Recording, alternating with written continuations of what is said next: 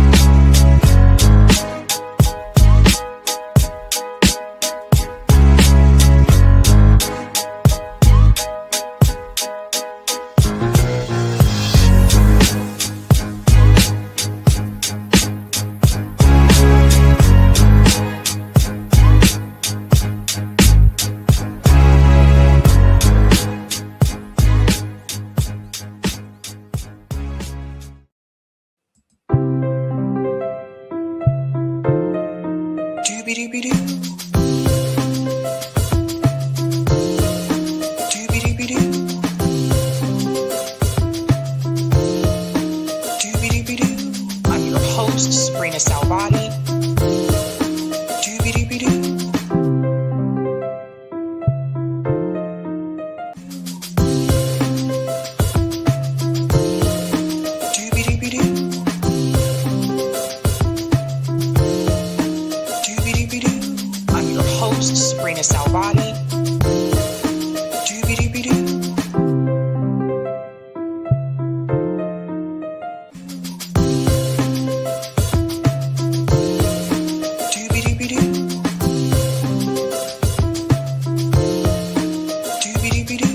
I'm your host, sabrinasalvati. I'm your host, sabrinasalvati. I'm your host, sabrinasalvati.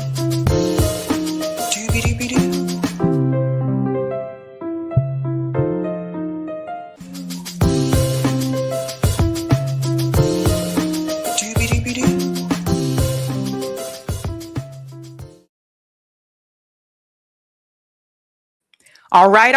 Happy Sunday, ladies and gentlemen, and welcome to Sab's podcast. I'm your host, Sabrina Salvati. If you are new, I do want to let you know that Sab's podcast is a part of Revolutionary Blackout Network. You can catch me there for our monthly roundtable, and you can catch me here on Tuesday, Thursday, and Sunday. Shout out to everyone watching on YouTube, Rockfin, Twitter, and Rumble. And welcome back, guys. We have a big show for you tonight. Obviously, as you all know by now, of course, the story in Venezuela is all over the airwaves, and we are going to spend quite a time on that story because I have a lot to go through. So bear with me. I'm warning you ahead of time. Bear with me. Tonight's theme is who wins. That's what I want you to ask yourself with all of these stories that we discussed tonight. Who wins? And I think that's going to answer some of the questions that you may have about said conflict. So without further ado, let's go ahead and give some shout outs to people in the chat, ladies and gents. What is going on? It's interesting too. On Sundays, I try to keep the stories light, but it has been an interesting weekend. Shout out to Ty, says this psychopath must be impeached with his entire cabinet. I hear you, psycho. I hear you. Shout out to LD and Lady. First, Happy New Year. Happy New Year to you as well. Greetings, Jay. The USA needs Venezuela oil because they need it to fight Iran for Israel so they don't lose their own oil and run out of it. Trump and Satan Yahoo had a meeting days before invading. We're going to get into all of that. Greetings, FYI. We appeal to good souls of the American society, victims of its own leaders, to join our call for peace. Let us be all one people against warmongering and war. Nicolas Maduro. Hashtag shout out the lies. Shout out to Elaine, says peace on earth, please. I agree. I agree. Greetings, Gabriel said, bless up from Nassau, Bahamas, 242. Yesterday, when America military invaded Venezuela and kidnapped their president, Nicolas Maduro, during sleeping hours around 2 a.m. Saturday, Trump becoming a warmonger. I wouldn't even say becoming. This is how he already was. Already was. Shout out to Samuel says, free Palestine, free Venezuela. I know myself says, Venezuela did the dirt. How dare they try to join a multi-currency BRICS payment system backed by gold and sell its oil at prevailing market rates using said system. How dare they? I hear you. Shout out to Cloudness says, happy Sunday. Salute to Sabby. Well, we're starting the new year off with a bang, full speed ahead.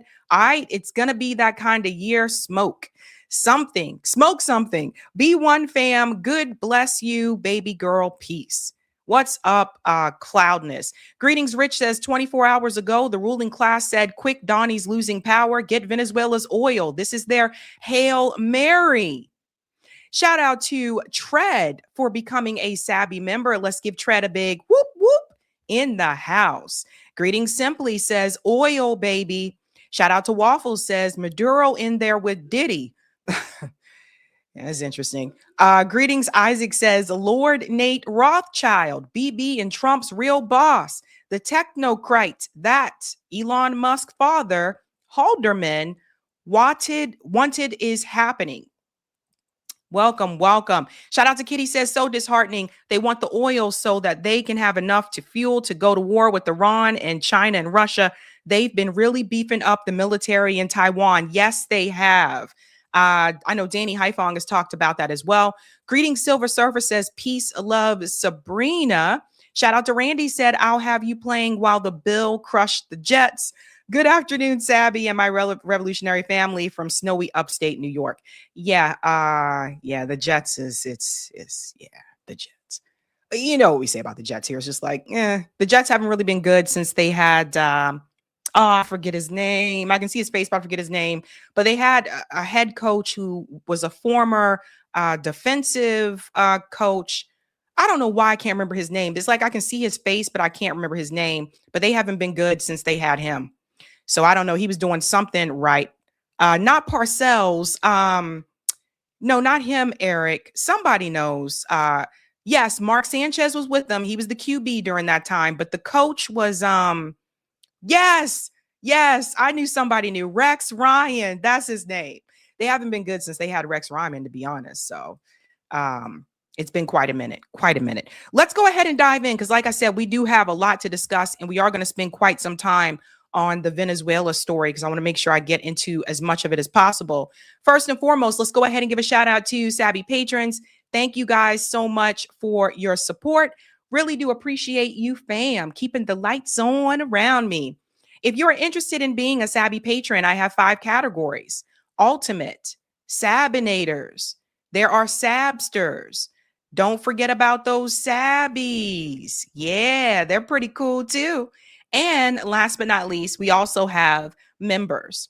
All of their names are listed here, and you can also see their names scrolling across the bottom of the screen there on the ticker. Welcome, fam. Thank you guys so much. Okie dokie. Let me unshare here. I don't know what I did. Stop share. There we go. Just close that out. For some reason I can't I clicked the wrong button. Sorry. StreamYard's been making updates and it gets kind of confusing sometimes.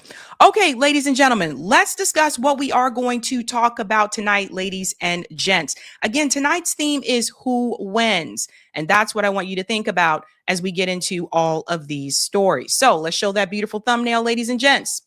Tonight, we are discussing, if you have not heard by now, yep, Donald Trump kidnapped Nicolas Maduro in the dark of night. In the dark of night, him and his wife took both of them.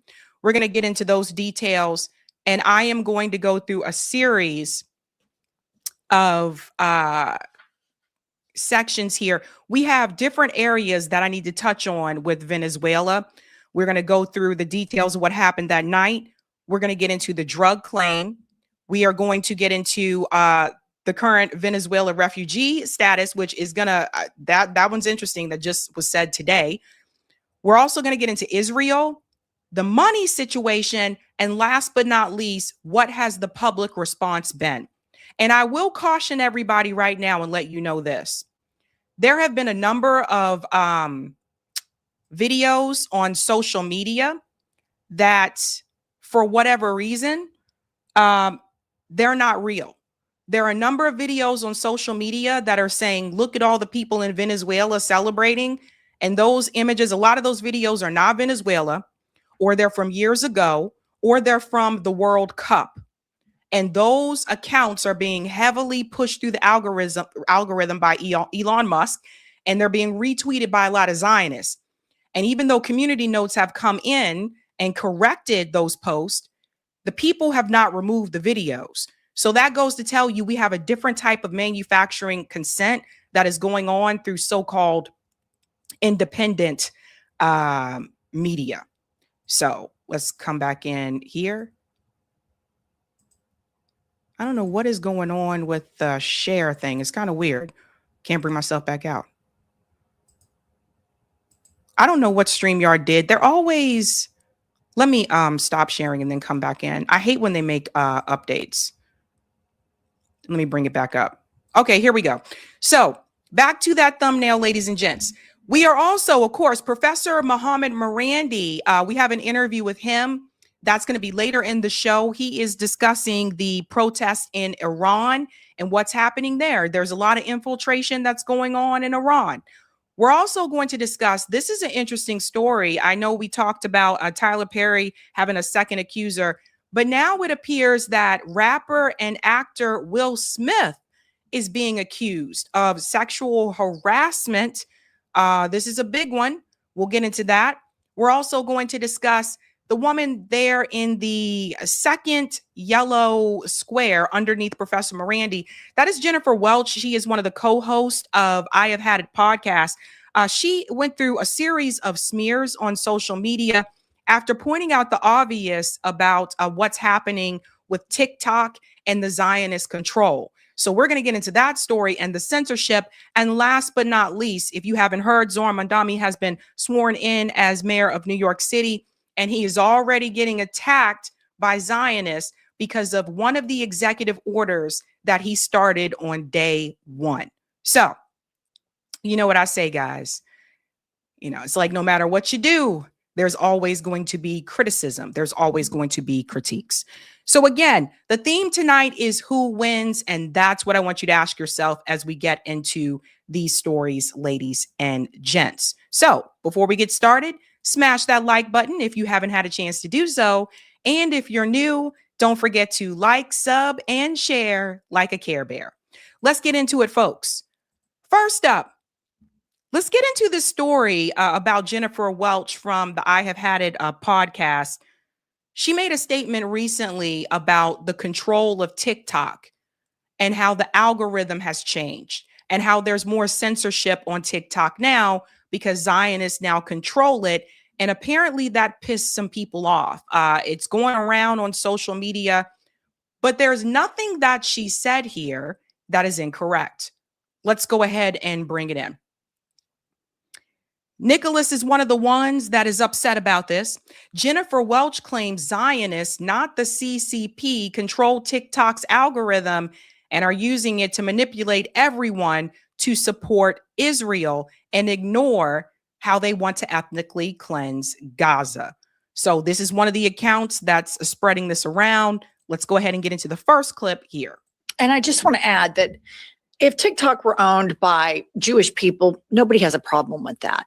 TikTok is owned by Netanyahu-aligned IDF donors, the Ellison family, who wants to use TikTok as a weapon to weaponize. So we have to be careful in the language that we use. It's a slippery slope because sometimes the default setting, and this is why Benjamin Netanyahu has had so much power with some of this stuff. We have to be careful in the language we use.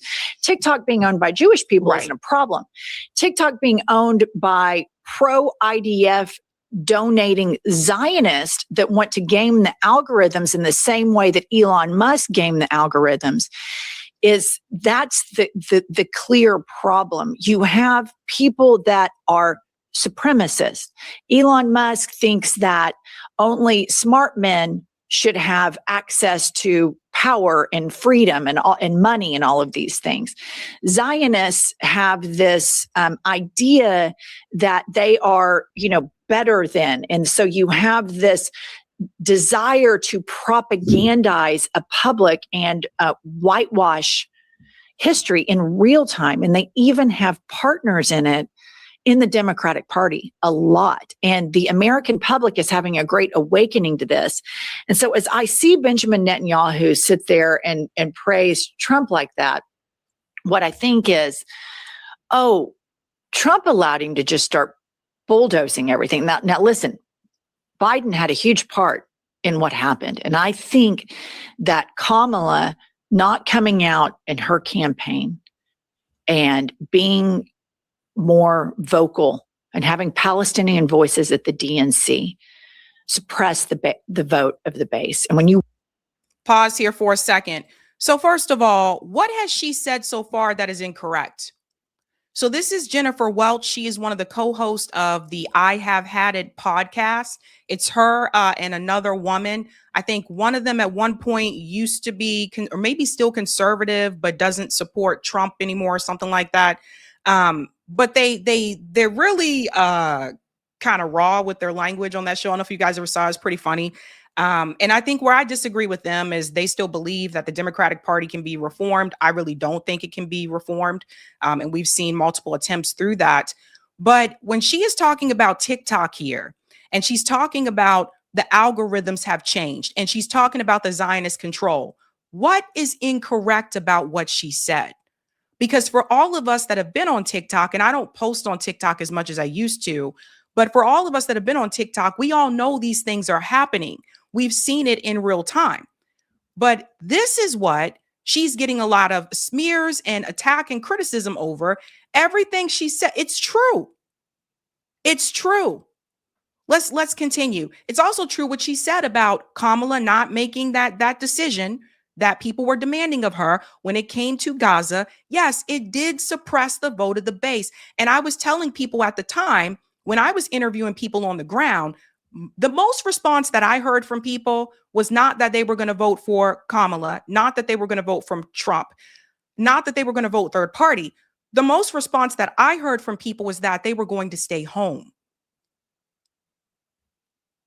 So there is something to be said there. Let's continue. Really get into the youth vote. This is something that's very important to them. They're seeing this shit happen in real time on their phones. And that's why Benjamin Netanyahu said, he wants to control TikTok.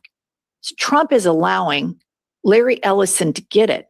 The point is, it has nothing to do with them being Jewish, and right. everything to do with them wanting to ethnically cleanse Gaza.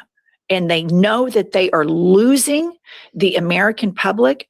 Israel did spend a lot of money with a publicity firm to see what they could do because they've lost the American public approval.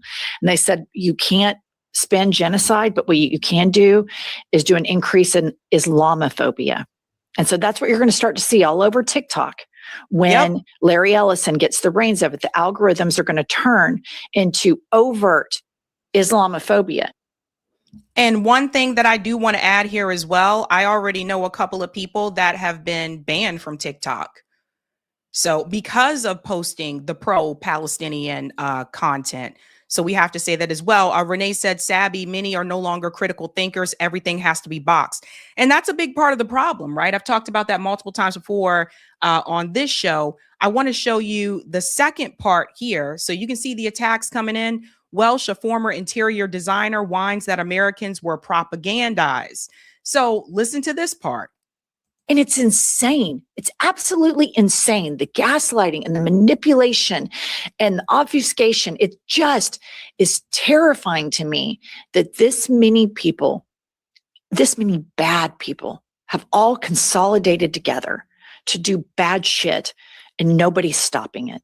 it overwhelms me, and I get sometimes in the worst mood coming to work to this job. And I think, God, why did I ever leave interior design? I get in the worst mood because it's just horrible knowing that all this human suffering is happening. And as an American, you were propagandized to believe that we were the good guys. Mm-hmm. And then you start to find out, oh, fuck, we're kind of bad guys. And then with Trump, we're even worse guys. So again, what did she say that was incorrect? Yeah, the US, we have been the bad guys. The US government still is the bad guys. Like, we're the ones that oftentimes are the aggressors, especially when we talk about foreign policy. Yeah, and a lot of us were propagandized to believe that. I told you guys, like, growing up, I came from a military family. We kind of grew up with this idea that the US were the good guys and all these other countries were the enemy, and that we had to go in and we had to take out the enemy. And then as time went by, I started to, do my own research. And then, of course, my family, having been former military, started to talk to me about their experiences and how nothing they were told about those countries when they went to those countries was true. So I had to have my own awakening. There's one more clip here I want to show. Again, he's really drilling her in here. Like, Welsh also claimed there is no evidence of anti-Semitism at the anti-Israel protest on college campuses. And this is the one I think they're really drilling her for. And I'm talking about Benjamin Netanyahu, who is an absolute war criminal, whose country has killed over 250 journalists, whose country has targeted execution style innocent children, shot in the chest or in the head, whose desire is to ethnically cleanse an entire region. A man, Benjamin Netanyahu, who funded Hamas, yet goes out and propagandizes anyone who dares speak against his war crimes, his crimes against humanity, his crimes against children, his crimes against the free press. He did all of this so he could stay in power. And he weaponizes anti-Semitism. If you even criticize him, he uses anti-Semitism as a means to go into universities in the United States of America and pull their funding for standing up for innocent kids and civilians that are being slaughtered. So it makes perfect sense that he goes and meets with just an incompetent piece of shit war criminal himself, who should also be in prison. Kanks, Donald Trump, leader of the unfree world. Yeah. And what's unfortunate about this is that both parties have met with Benjamin Netanyahu over the years and continue to meet with him, Democrats and Republicans alike. On this show, I've called out people taking money from the Israeli lobby on both sides of the political aisle. And that's the problem. That issue in particular, when it comes to Israel and also when it comes to war, both parties support that because that's what their donors support. As someone who saw the college campuses, the college campus protests, as someone who I was at some of these, Eric, my producer, we were at some of these college protests and some of the ones that were in Boston, et cetera. I didn't see any anti-Semitism, none of that. And those were lies that were told by Zionists, and those were lies that were told by, of course, corporate media still trying to do what they need to do to defend Israel and their part. But let me show you something, right? Because people are saying that she's lying, that she's not being truthful. I just want to remind everyone of this report here. TikTok's new hate speech manager is a former IDF soldier and a proud Zionist. Erica Mendel's new position involves developing and driving the company's public policy positions on hate speech, according to her job description. So when Jennifer said that, yeah, the Zionists are controlling TikTok, this is a perfect example, right? So this was reported again. This was TikTok's new hate speech manager, who was a former IDF soldier. And then, and here's another thing, okay? The hate speech is whatever they say it's going to be. It could change at any minute, right? If they feel as though you're criticizing Benjamin Netanyahu too hard, they could say, oh, that's a criticism against Israel. Some have gone as far to say that criticizing Zionism is also in that same lane. So it's not like the TikTok hate speech manager is someone who is not a Zionist. They are. And she's 100% correct about the Ellison family. Donald Trump has aligned all these people and put them into certain positions, allowed them to come into certain positions so that they can continue to try their best to increase support for Israel. That's just the reality, folks, because they know that it has decreased across the United States. And now it was interesting because it took Glenn Greenwald to repost older videos for some people to wake up. Pro-Israel accounts yesterday mocked Jennifer Welch for saying TikTok is censoring for Zionism. Yet here is Netanyahu with his army of American influencers telling them Israel's most important success. So remember this? Christian influencers. Okay. You said, we talked about the woke right. And you said, I call it the woke Reich. That's a brilliant observation. The woke Reich, because these people, you know, they're not any different from the woke left. I mean, they're insane. They're lunatic. But they're actually meeting on some of the things. And what we have to do is we have to secure that part of the base of our support in the United States. That is being challenged systematically. A lot of this is done with money. Money of NGOs, vast. Money of governments, vaster. Okay? We have to fight back. How do we fight back? Our influencers. I think you should also talk to them if you have a chance. To that community, they're very important. When he says our influencers, he's talking about these are Americans that are pro-Israel influencers that Israel was paying. And we had this whole conversation on the show about registering people under FARA.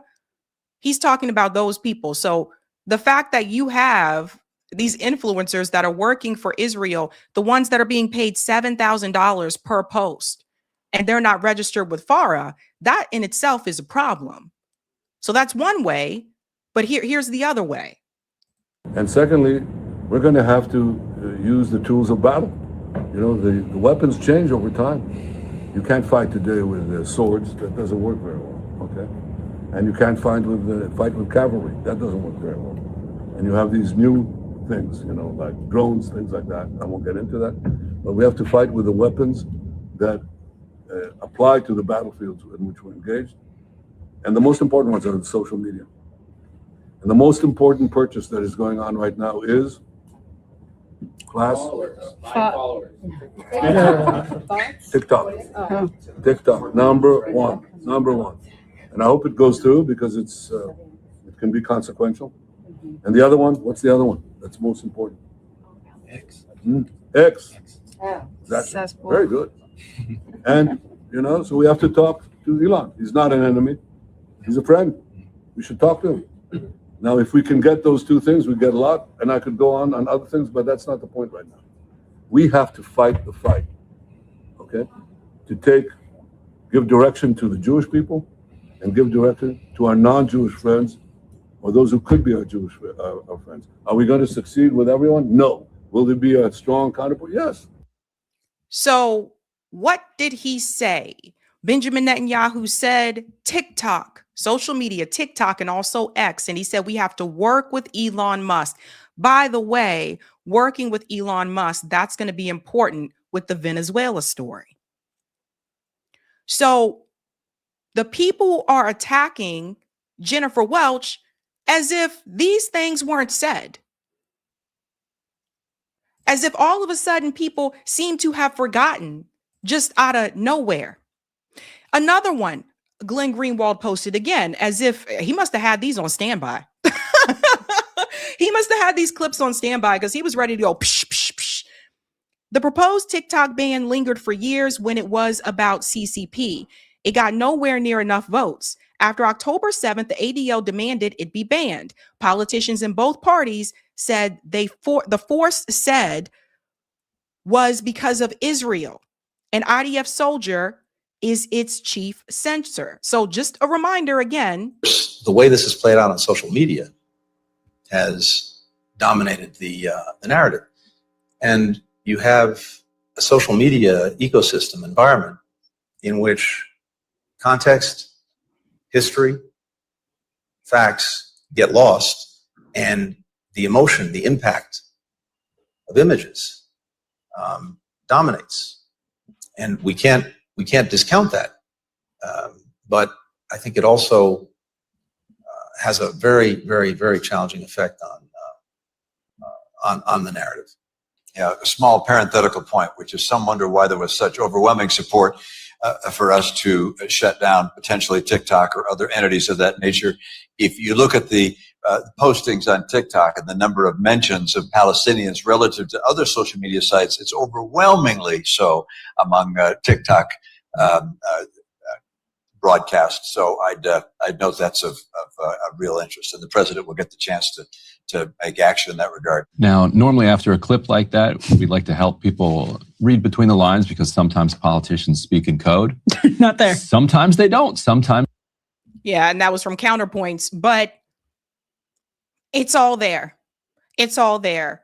So people attacking Jennifer Welch as if this didn't happen. And ask yourself this question again, like when it comes to censoring TikTok or any other social media platform for that matter, who wins? Who wins? Wall Street, Zionist, in certain instances as well, the military industrial complex. It's not a win for the American people. It's not a win for the rest of us. And it's definitely not a win for those who support free speech. So this brings up the censorship question again. And when I said this before, Eric was really good at diving into 11 demands about this, which I want to show you as well. Number 7 of the demands of 11 demands is reject censorship. This is a big one. So for those who are new, my producer, Eric, he came up with 11 demands, which he believes we could have a movement around.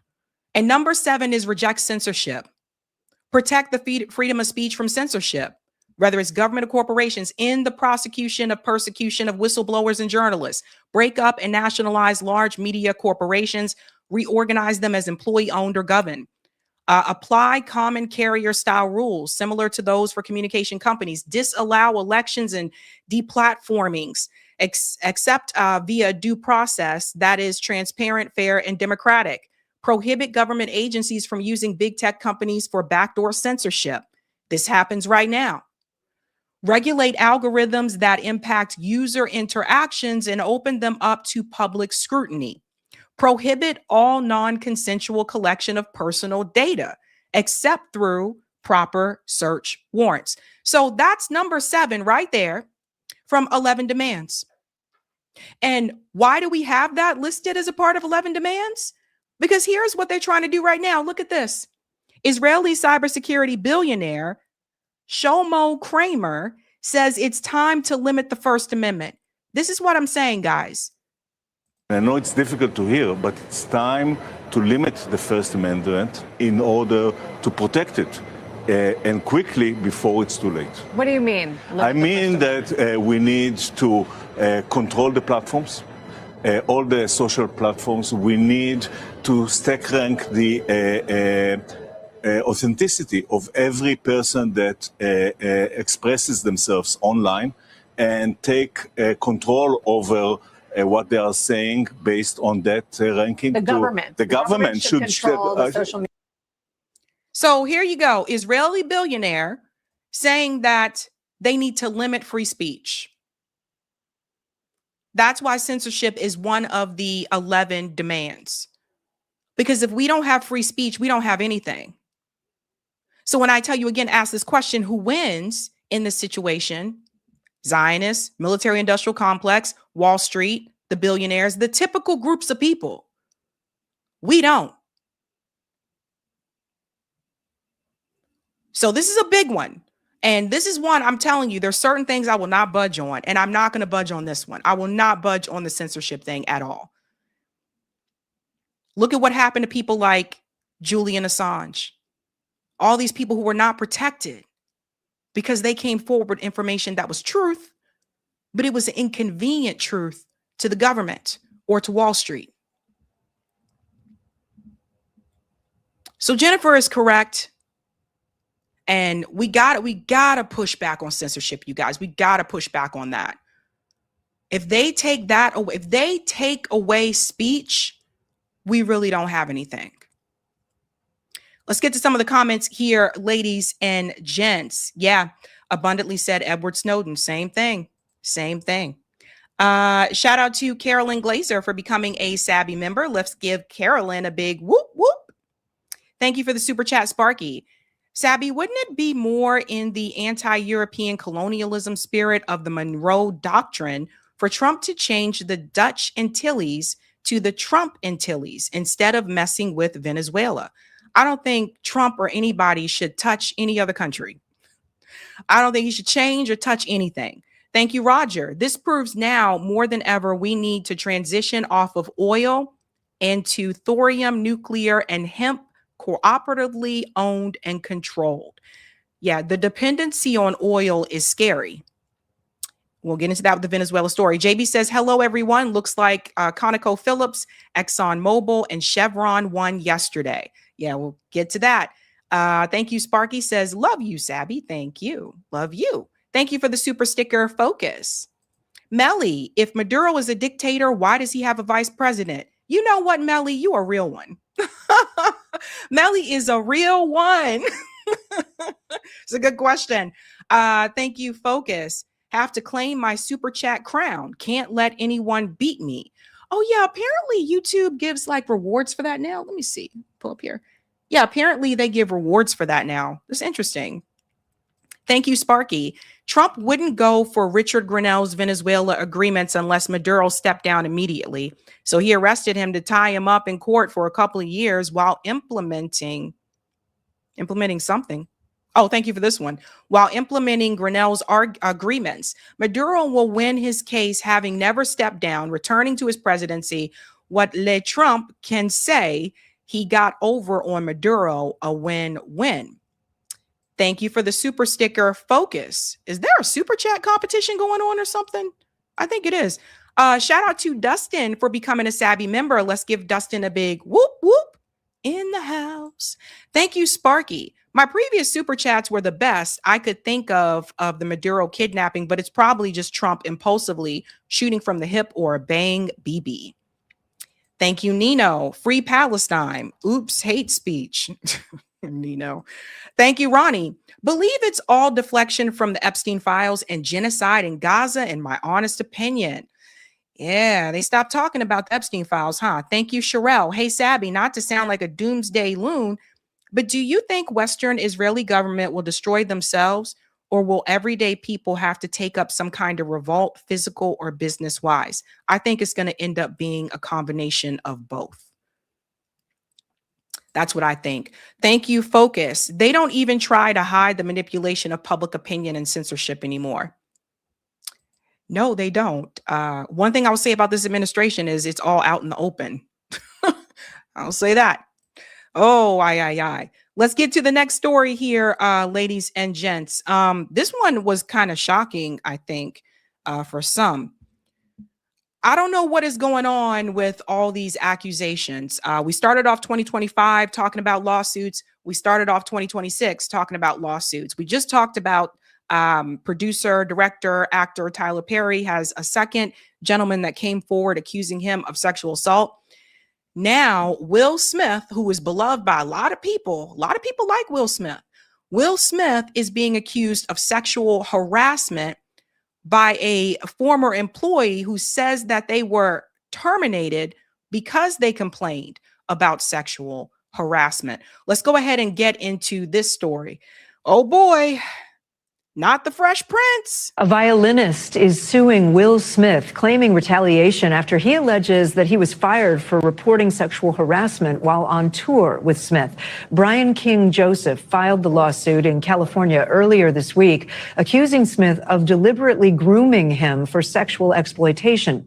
Joseph says the two began spending time alone together during Smith's tour, and he says Smith allegedly told him that they had a, quote, special connection. It also details an alleged traumatic series of events, that's a quote, including Joseph finding that someone had allegedly entered his hotel room while he was not there. So notice that he is using the word grooming. So hold on to that for a second. Because there have been rumors, and I say rumors because ain't nobody coming to sue me. There have been rumors that another actor was groomed by Will Smith. It's a rumor. I have no proof of this. etc. But this is interesting that he's using that word. Let's continue on more here. After reporting the incident to police, he alleges a representative for Smith accused him of lying and fired him. Smith denies these allegations. NBC News correspondent Liz Kreutz joins us now. Liz, this is all new. What else are we learning about these allegations, including the alleged intrusion? Yeah, Kate. So according to the complaint, this all happened in March of last year while the violinist was on tour with Will Smith for Smith's global tour for his latest album based on a true story.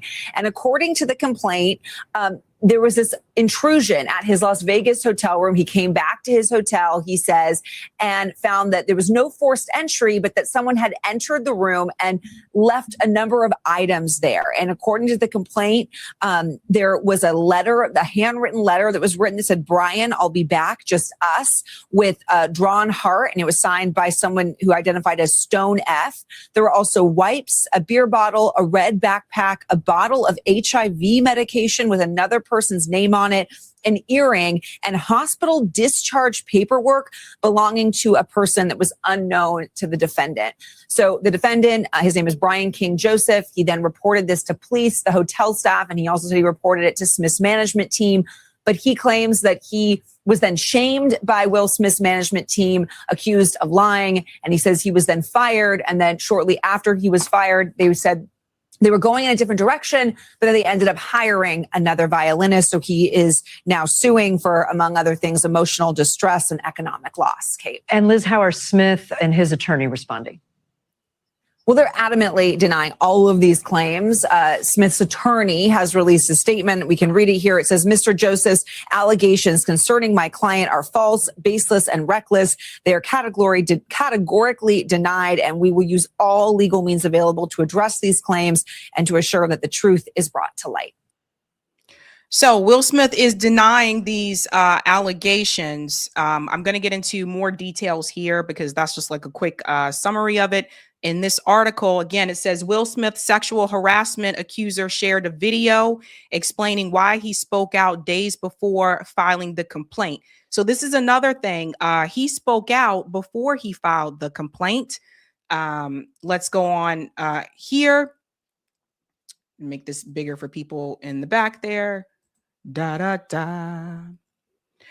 So Brian King Joseph and his is suing Will Smith and his company for sexual harassment, allegedly wrongful termination, and retaliation. And he shared a video hinting at the legal matter days before he filed the complaint in court. He filed a complaint at the Superior Court of California, County of LA, on Tuesday, December 30th, against the Bad Boy star, who's 57 years old, and Trey Ball Studios Management, Inc., and alleged that Smith was deliberately grooming and priming Mr. Joseph for further sexual exploitation after an alleged incident that Joseph claimed took place while he toured with Smith for his global tour based on a true story in March of 2025.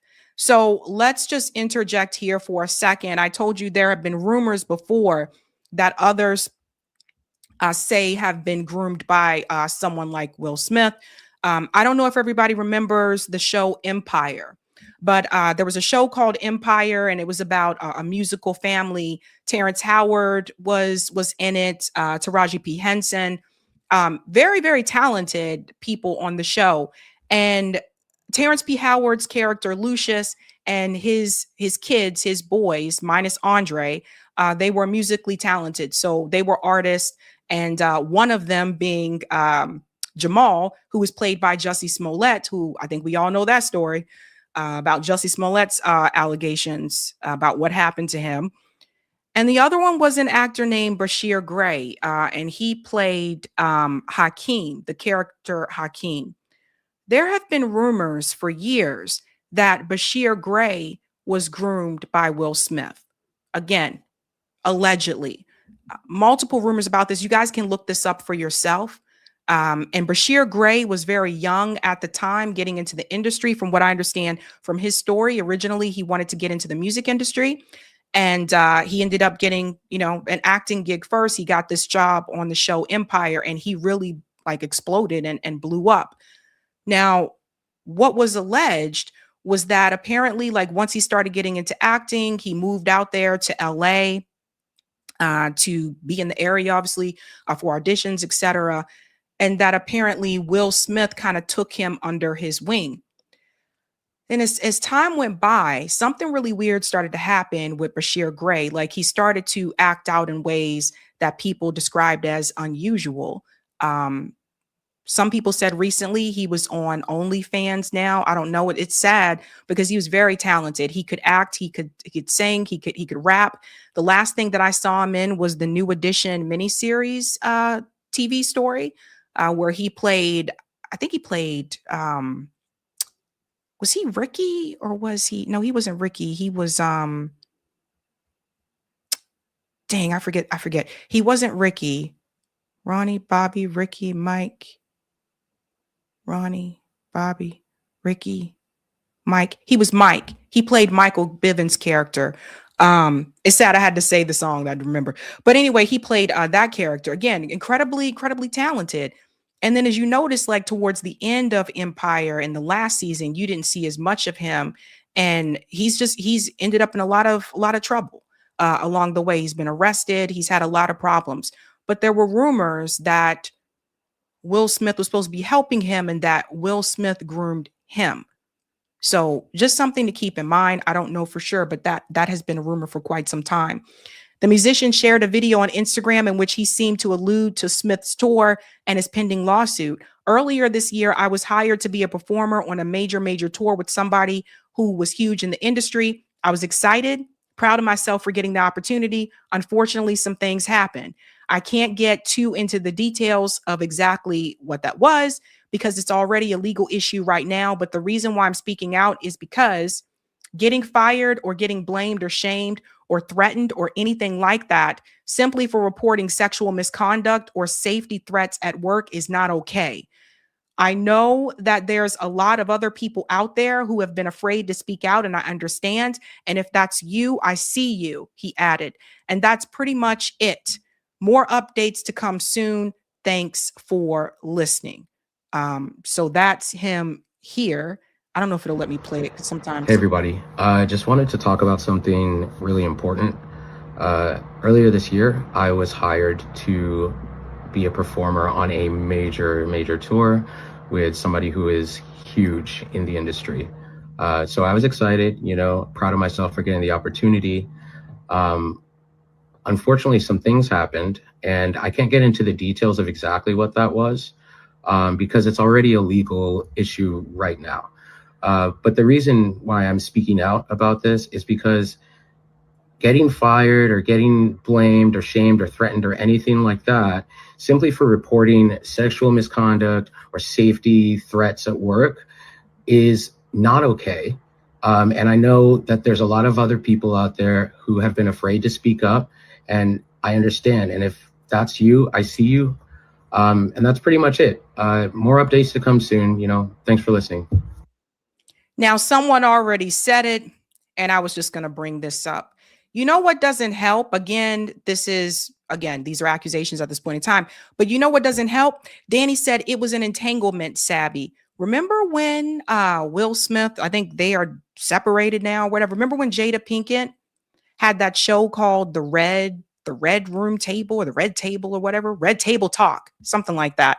And it was kind of this space where her and sometimes her mom and her daughter and others, they would get together and just kind of air their grievances and just let it all out.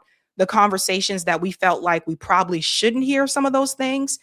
There was one in particular where Jada Pinkett and Will Smith participated in the Red Table Talk together. And that was when we all found out about this entanglement, where apparently Jada Pinkett was seeing another gentleman, younger guy by the name of Austin. I believe that was his name. And Will Smith said during that segment that he said, yeah, and then what happened, Jada? He said, you became emotionally attached.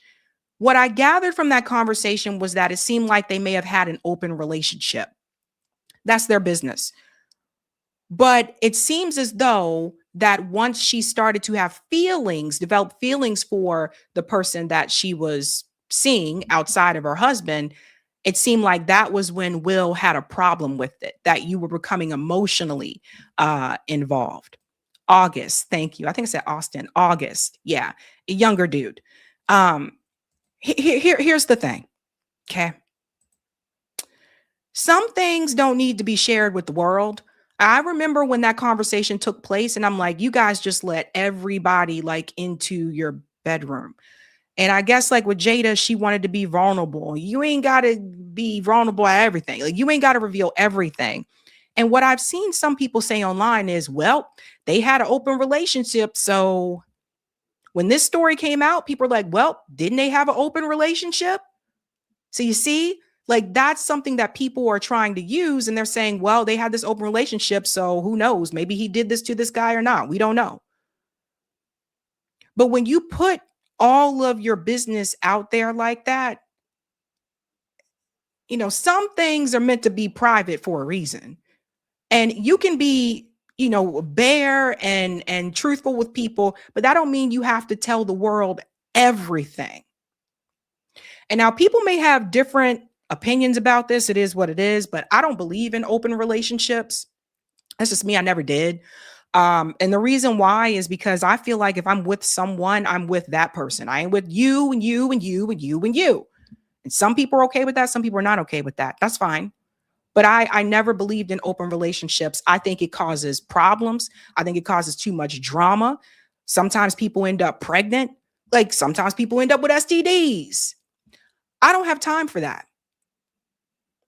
But I look back on that and I wonder, had it not been for that red table talk and all that put out there like that, I wonder if people would be saying the things they're saying online right now.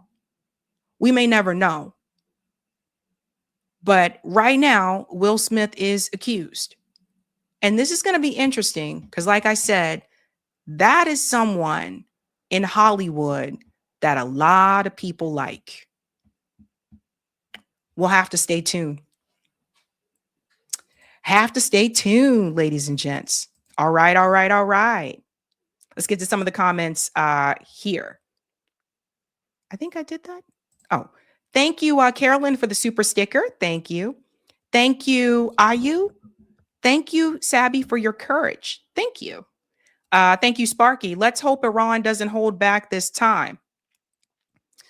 See something said there's been rumors about Will Smith's son too, and look at how he's turned out. They abuse their own too. Thank you, Max Roy. Transparency. Thank you, the thunder sound. Will Smith bodyguard was Epstein bodyguard. Oh boy. Skylar said Will Smith was on tour. I know, right? I didn't even know about that. Thank you, M. Rish. Sabby, we love you too here in the Midwest. What's up, Midwest homies? Thank you, Measured Man. Go through the opening of the Fresh Prince of Bel-Air. Slow it down and look at all the symbolism and who the producers are. They are connected to Netanyahu. Interesting. I want to go watch that now. Miranda said, who groomed Will Smith? Thank you, Focus. Sabby is the best. Thank you. Thank you, Sparky. The phrase too much information exists for a reason. Yeah, you don't have to, you ain't got to tell everything. Like, you know, I say that about some of those reality shows too. And people are like, oh my God, I can't believe another housewife is getting divorced. And I'm like, I can. You let the cameras in to like your bedroom and everything. And so it's not surprising to me. We are about to get into the Venezuela story. So get ready, get some popcorn and get cozy and comf. I want you to ask yourself again this question: who wins? Who wins with this situation? Donald Trump kidnapped Nicolas Maduro and his wife in the dead of night. But this isn't new. Let's do a flashback first before we get into the details. And then we're going to break this down. We're going to look at the drug claim. We're going to look at the Venezuelan refugees, which that has been announced newly. We're going to look at Israel. We're going to look at the money, and we're going to look at the public response. Right now, I'm here to tell you, This is not good for Donald Trump. People are not happy despite what you think you're seeing on social media. But let's go back. Haven't we seen this before? Shout out to Gen X Girl. Like I said, she has been on it. We've been here before, haven't we? As president, I have no higher obligation than to safeguard the lives of American citizens. And that is why I directed our armed forces to protect the lives of American citizens in Panama and to bring General Noriega to justice in the United States. Good afternoon. Yesterday, December the 13th, at around 8:30 p.m. Baghdad time, United States military forces captured Saddam Hussein alive. He was found near a farmhouse outside the city of Tikrit in a swift raid conducted without casualties. Wow. Huh. Unconfirmed. Yeah. Unconfirmed. No. Unconfirmed reports about Gaddafi being captured. And of unconfirmed. Yes, we came, we saw, he died.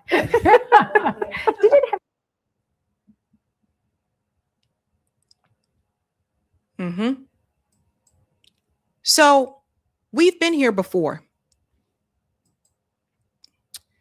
Same playbook, different reason every now and then. But Brian Berlatek, journalist focused on Eurasia, he warned people about this multiple times. He actually warned people about it on my show. Brian Berlatek said, like I said before, neocon sock puppet Trump and his neocon line administration even won the election or took office. Nothing was going to change no matter who was elected, and all the neocon wars would advance as usual. In fact, they accelerated. This should lay to rest any doubt regarding U.S. withdrawal from hegemony. These fantasies floating around out here, especially regarding Russia, Iran, and China, who the U.S. is already in the process of fighting either directly or by proxy, and whose dismemberment of Venezuela aims to further isolate and weaken. What Brian Berlatek revealed on this show was that the Brookings Institute had already explained years ago the foreign policy, the plan for foreign policy laid out over the next couple of years. And one of them was Venezuela. So what you see happening right now was already decided. When it comes to foreign policy, oftentimes this is the case. Now, let's go to what Donald Trump said about Venezuela and Maduro. Yeah, what was that? Getting land, oil rights, whatever we had. They took it away because we had a president that maybe wasn't watching. But they're not going to do that. We want it back. They took our oil rights. We had a lot of oil there. As you know, they threw our companies out, and we want it back. I don't know how many times Donald Trump has made the statement that we want the oil, and still people continue to fall for the okie doke. So here's what happened, ladies and gents. People are asking, why didn't Maduro's military step in to protect him or save him? Did you know that the U.S. government turned off the lights?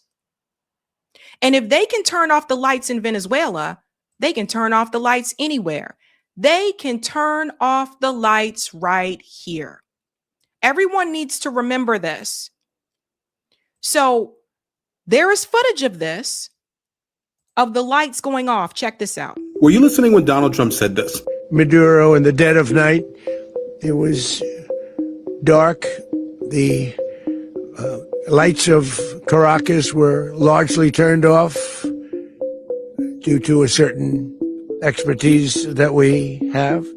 It sounds like what he's saying is the United States has the capability of turning off the lights for 1.9 million people in a large Latin American country like that. And of course, I wouldn't believe it if there wasn't a video.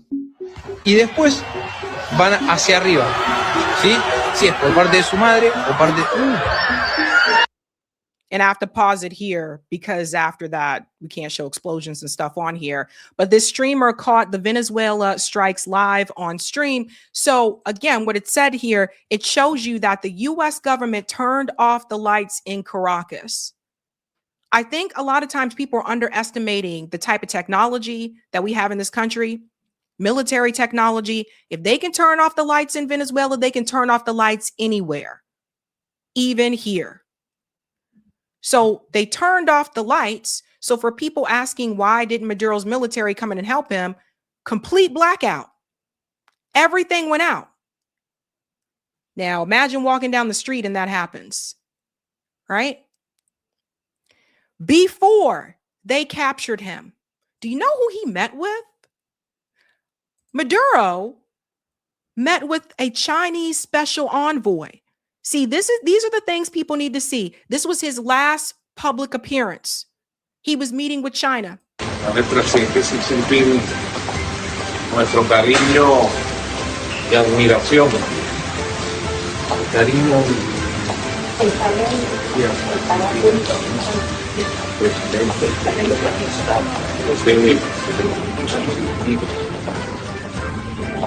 China siempre tiene que saber que aquí tiene. Now, remember, Venezuela was interested in becoming a part of BRICS. BRICS is Brazil, Russia, India, China, and South Africa. They're trying to build a multipolar world. And they have entertained this multiple times about moving away from the US dollar. They've entertained that as well. So I just found it interesting that the moment they decided to kidnap, and I say kidnap, not capture. Let's go to part 2, Eric. They decided to kidnap Maduro. It was right after he met with China. They kidnapped him. Let's show the pictures here. I want you to see the picture. So first of all, they blocked off his sight. They blocked off his sound. I don't even think that's legal. I don't think it's legal to block off someone's senses when they're being transported, especially after you've kidnapped them. There's Maduro right there. And then here's another one here. Okay. So that was him on board the USS Iwo Jima. Right there. Now, the reason why I showed you those videos at the very beginning, just to remind you that this has been done through multiple presidential terms, whether it was Gaddafi under Obama, whether it was Saddam Hussein under George W. Bush. Doesn't matter what the party is that's in the White House when it comes to imperialism abroad and when it comes to overthrowing governments. Now, I mention those because I want to remind you what happened to those countries when they overthrew their leader. Because for all the people saying this is a win for Venezuela, I don't think so. Nothing good can come from this. In fact, Tulsi Gabbard had been warning about this for years until she decided to get paid. Now you don't hear Tulsi Gabbard saying anything. She is silent as hell since Maduro was kidnapped. There's another video that was released here. Venezuelan President Nicolas Maduro tells reporters good night and happy new year. This one came through pretty late last night here. Good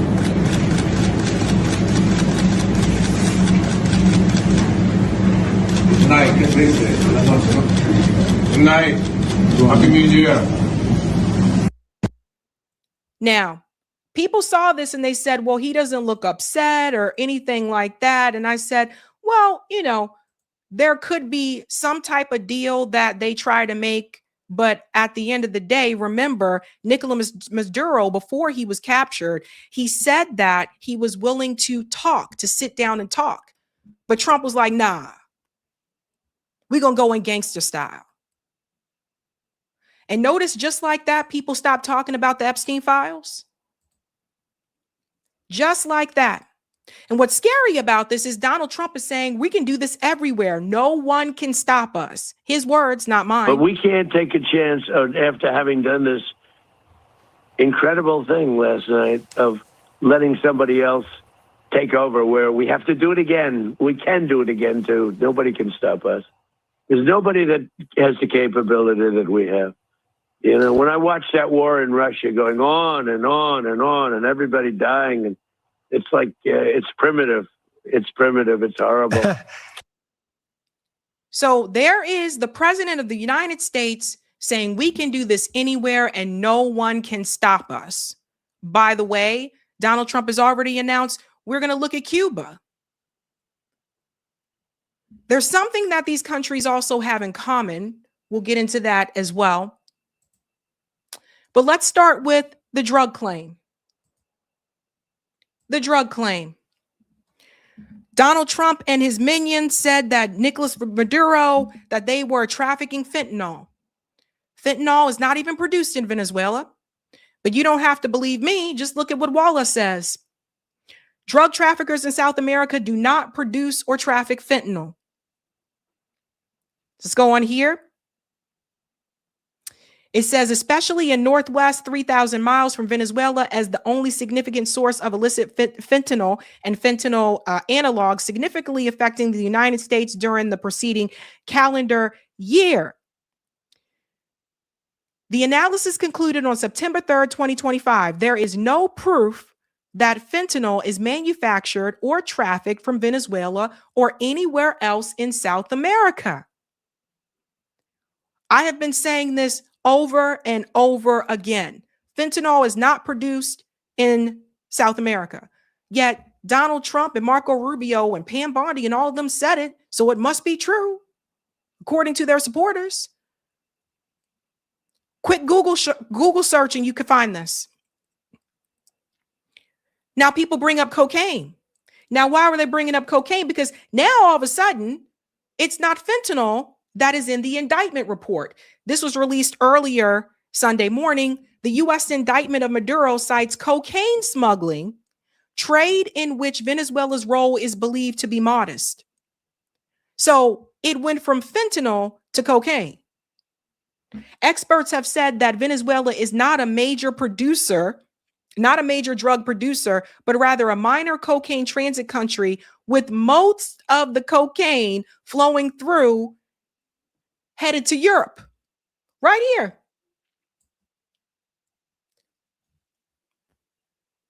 Plain as day. Now, why is this important? Because Nicolas Maduro will stand trial here in the United States, and the trial, again, according to the indictment, which has flipped from fentanyl to cocaine, because people went through the indictment and saw that there were fentanyls not there. It's cocaine that's there. So it's now flipped to cocaine. The trial that is going to take place here, the U.S. government basically has to prove that Nicolas Maduro was trafficking cocaine to the United States. But all the other reports don't show that that is the case, that there was very little cocaine coming from Venezuela, and what was coming from it, the majority was going to Europe. So for all the people who are pushing back and saying, no, he's right to go take him down because of the drugs. Well, that will be something that the U.S. government will have to prove in court.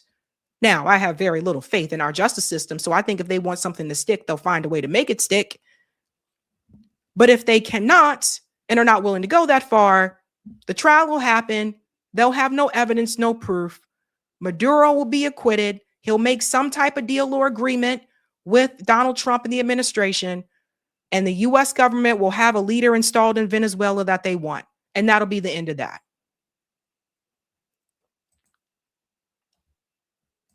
The drug claim also takes me back to Manuel Noriega. There are similarities between the two, for those who are not aware. Before Maduro, there was Noriega. The Venezuelan leader is now in U.S. custody. Decades earlier, the U.S. deposed the strongmen who led Panama. Let's get into just a little bit of this here. I'm going to make this larger for the people in the back, as usuals. Let's get into Manuel Noriega here just to show you a little bit striking resemblance here. That episode holds some striking parallels to the capture of Nicolas Maduro of Venezuela on Saturday, to the capture of Manuel Noriega, with some major differences.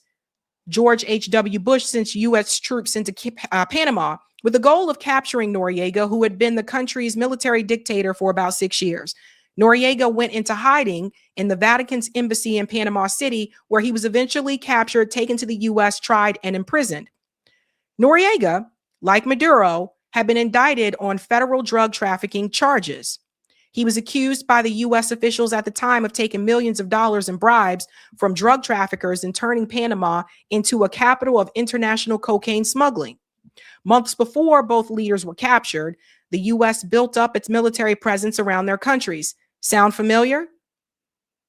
In Panama, President Bush sent nearly 2,000 soldiers and Marines to reinforce the 10,300 service members already there.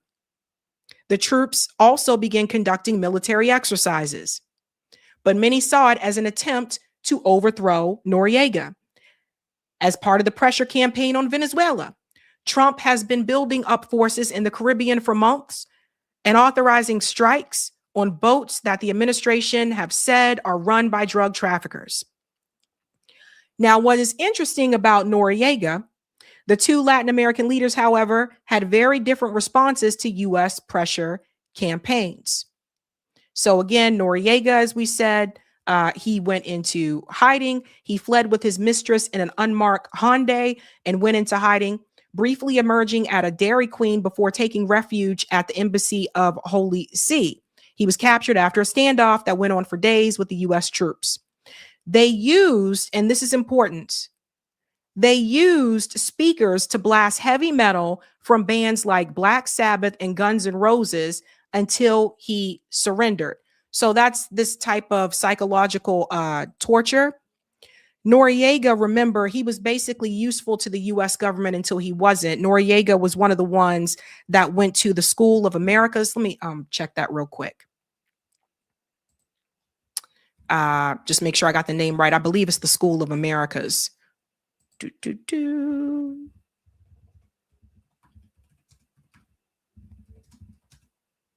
Yeah, the School of Americas. So what was interesting about this school, this is the school which says he went to the School of Americas for training. At the school, Noriega participated in courses on infantry operations, counterintelligence, intelligence, and jungle warfare. He also took a course in psychological operations at Fort Bragg, North Carolina. So Noriega was useful to the U.S. until he wasn't. This is something people need to remember. Also, don't forget that the School of Americas was one that was caught up in several abuses. Remember they talked about before how they were abusing people at the School of Americas? And a lot of people point to it as a CIA front. So these are things that people need to understand. So I thought it's important to show that, and this part here where Mr. Trump said in an interview on Fox that Mr. Maduro wanted to negotiate in the final days before U.S. forces, I'm going to say, kidnapped him, and Trump rejected it. I didn't want to negotiate. I said, nope, we got to do it. So just a reminder there, folks. Like I said, we have been here before. And so now Rodriguez is now installed basically as the president, at least for now. She's the leader in charge in Venezuela. And I want you to hear what she says here. Again, she was the vice president, Delcy Rodriguez. She's been sworn in as the president. Listen to what she said. A vice president who has just been sworn in as the president of Venezuela. Let's listen in to this media conference. This means and what our energy resources mean. So this National Defense Council is hereby activated, commissioned, and we are awaiting the constitutional chamber of the Supreme Court. Over the next hours, we will hear what the verdict is. We will wait to see what happens with the Supreme Leader, President Maduro, and all of this is going to be discussed as of this point in time for our Venezuela, our people. Here we have a clear government, and I repeat once and again, based on the words of the president, I reflect them right here. We are willing to respect under the framework of international law and the rules of the Bolivarian Republic of Venezuela. It's the only thing that will be acceptable for us for any engagement and relationship after there has been an assault and aggressive attacks militarily on our nation and capital and the nation of our father, the liberator, Simon Bolivar. We will find our path forward in peace and tranquility. Those who have resorted to the use of force, those who must resort to international legality, don't have reason on their side. We have reason on our side, and we have the moral empowerment to be able to defend peacefully and tranquility for the future of the people, the right to peace for the Venezuelan people, and the right to a social happiness that we continue galloping forward with our liberator together. We're going to continue to gallop forward in this campaign. We will continue galloping forward. Yeah, the translator is not the best, okay? But long story short, what Rodriguez is saying there is that they're not just going to fold over to the United States government. It's basically, what she is saying. Now, let's go on a little bit more here. Let's get into the Maria issue. Now, one of the people who has been begging Donald Trump to invade her country was Maria Corina Machado. She was the one that was awarded the Nobel Peace Prize recently. And I told you guys, what a joke. This is bullshit. She, in particular, wanted to sell off the oil, the gas, the gold, and wanted to work with Israel. She's a proud Zionist. Listen, just a reminder what she said, because I want to show you what Trump is saying about her now. This is very important with one of the claims that they have against Maduro. And this is amazing, super exciting for me. We will open Venezuela for foreign investment. I am talking about a $1.7 trillion opportunity, not only in oil and gas, which is huge, and you know that the opportunities, because we will open all upstream, middle stream, downstream to all companies, but also in mining, in gold, in infrastructure, power. We have our grid right now has a 17 gigawatt opportunity of energy potential that needs to be rehabbed. Certainly for technology and AI and tourism. Venezuela has 2,800 kilometers of pristine Caribbean coastline ready to be developed. So this is going to be huge. We will bring rule of law. We will open markets. We will have security for foreign investment and a transparent, massive privatization program that is waiting for you. So that's Maria there, and that's really interesting because you're going to see what Trump is saying about her now. I think she really thought that she was going to be brought into power. Now you have to remember, Maria, her candidate was Edmundo Gonzalez, who ran against Maduro in the most recent election. He is the one that Maria and others have said was the truthful winner, and that Maduro stole it, etc. That's important.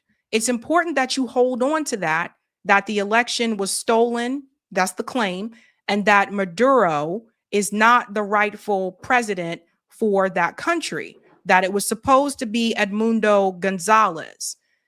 The reason why I say it's important for you to hold on to that is because of what Donald Trump said here recently. When he was asked about her after he kidnapped Maduro, he was questioned about Maria being the leader in the country, since, again, she was along with Edmundo, and they said that Maduro stole the election. Listen to this response. Aware of the location of opposition leader Machado, and have you been in contact with her? No, we haven't. No, we haven't. Mr. President, Mr. President, on Monday. Oh, I think it would be very tough for her to be the leader. She doesn't have support within or the respect within the country. She's a very nice woman, but she doesn't have the respect to be the leader. Aware of the location of opposition leader. That part is important, because if Maria and her candidate Edmundo Gonzalez if they were the ones that the people actually wanted, if they were the ones that truthfully won, why does she not have the popularity? Which is what Donald Trump just said. You see how you catch people in their own lies? If that's who the people truly wanted, why does she not have the popularity? Something to think about, ladies and gents. But that was who they wanted. They wanted Edmundo to win. They wanted someone that was going to benefit American and Israeli interests. And that brings me to this question, the refugees. People are asking, well, what does that mean for Venezuelans like here in the United States? Like, what does that mean for the Venezuelan people? And this is where some people are going to get mad. Some of the Trump supporters are already like lashing out on Twitter. They're pissed because of what DHS just said about what is going to happen to Venezuelans under that TPS, that temporary status. Listen to this. Venezuela today is more free than it was yesterday, and it's going to continue to be that way as long as President Trump is in the White House and is making sure that he's protecting the interests of the American people, because that ripple effect will continue to bring that kind of liberty to Venezuela as well. These programs, we're bringing integrity back to them. The decisions are made in conjunction with the State Department, with the White House, and then we at the Homeland Security implement them and make sure that they are followed through. So every individual that was under TPS has the opportunity to apply for refugee status, and that evaluation will go forward. But we need to make sure that our programs actually mean something and that we're following the law. And that's how that decision with TPS was made. So Dog Killer Lady just said that those individuals under TPS status now will have the opportunity to get the refugee status. Did I hear that correctly? Okay, so here's the problem. This is how Donald Trump is playing the hell out of people, okay? You ran on closing the borders and stopping immigration, all this stuff, right? And I'm going to deport all these people and get these people out of here. And when I tell you, when you look at the numbers, Donald Trump has had controversial deportations, but the numbers show he has still not deported more people than previous administrations. So now they're telling you that the same people that they're supposedly doing mass deportations with, they're now giving them the opportunity to have the refugee status. This is how people get played. People are mad. People are very mad. I saw a number of people reposting this like, what the hell is wrong with her? The White House is trying to say, no, that's not what she said. This is exactly what she said. Too soon?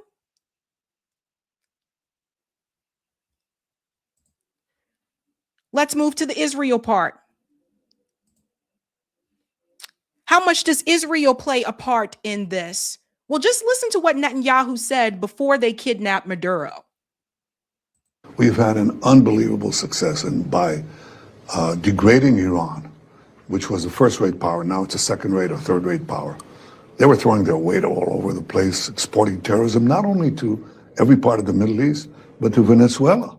They're in cahoots with the Maduro regime, you know. They're exporting terrorism to America, to the American hemisphere, and then they want these Hezbollah and Hamas to get their guys into the United States. So Hamas and Iran's and its proxies are a threat not only to us, but to Israel, all America's allies in the Middle East, and to America.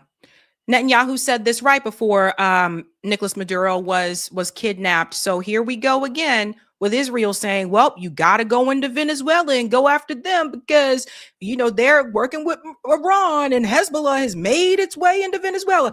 This is the same guy that told you you had to go into Iraq and you got to take them down because they're a threat to Israel and they're a threat to America. This guy and his government has been walking into Congress, has been walking in to meet with different presidents, regardless of political party, for years, telling them who you need to have wars with. And Iran is one of the countries that is on that list. So let me tell you something else now. Iran is going to strike, Israel is going to strike Iran again sometime this year. They're going to strike them again. And the same thing that you just saw happen in Venezuela, they are going to use this to go after all these countries that will not bend the knee to Israel. And the way the U.S. is using this, if they're not bending the knee to Israel, then they're not bending the knee to the United States or to the West in general. This guy and his "you need to go to war" rhetoric over the years has caused more deaths. And that doesn't just include those who have been killed in the Middle East, but I'm talking about American soldiers who were killed as well. He was just here at Mar-a-Lago with Donald Trump. He celebrated New Year's Eve with Donald Trump. You wonder where Iraq came from? He was telling the U.S. that for years, you need to go into Iraq.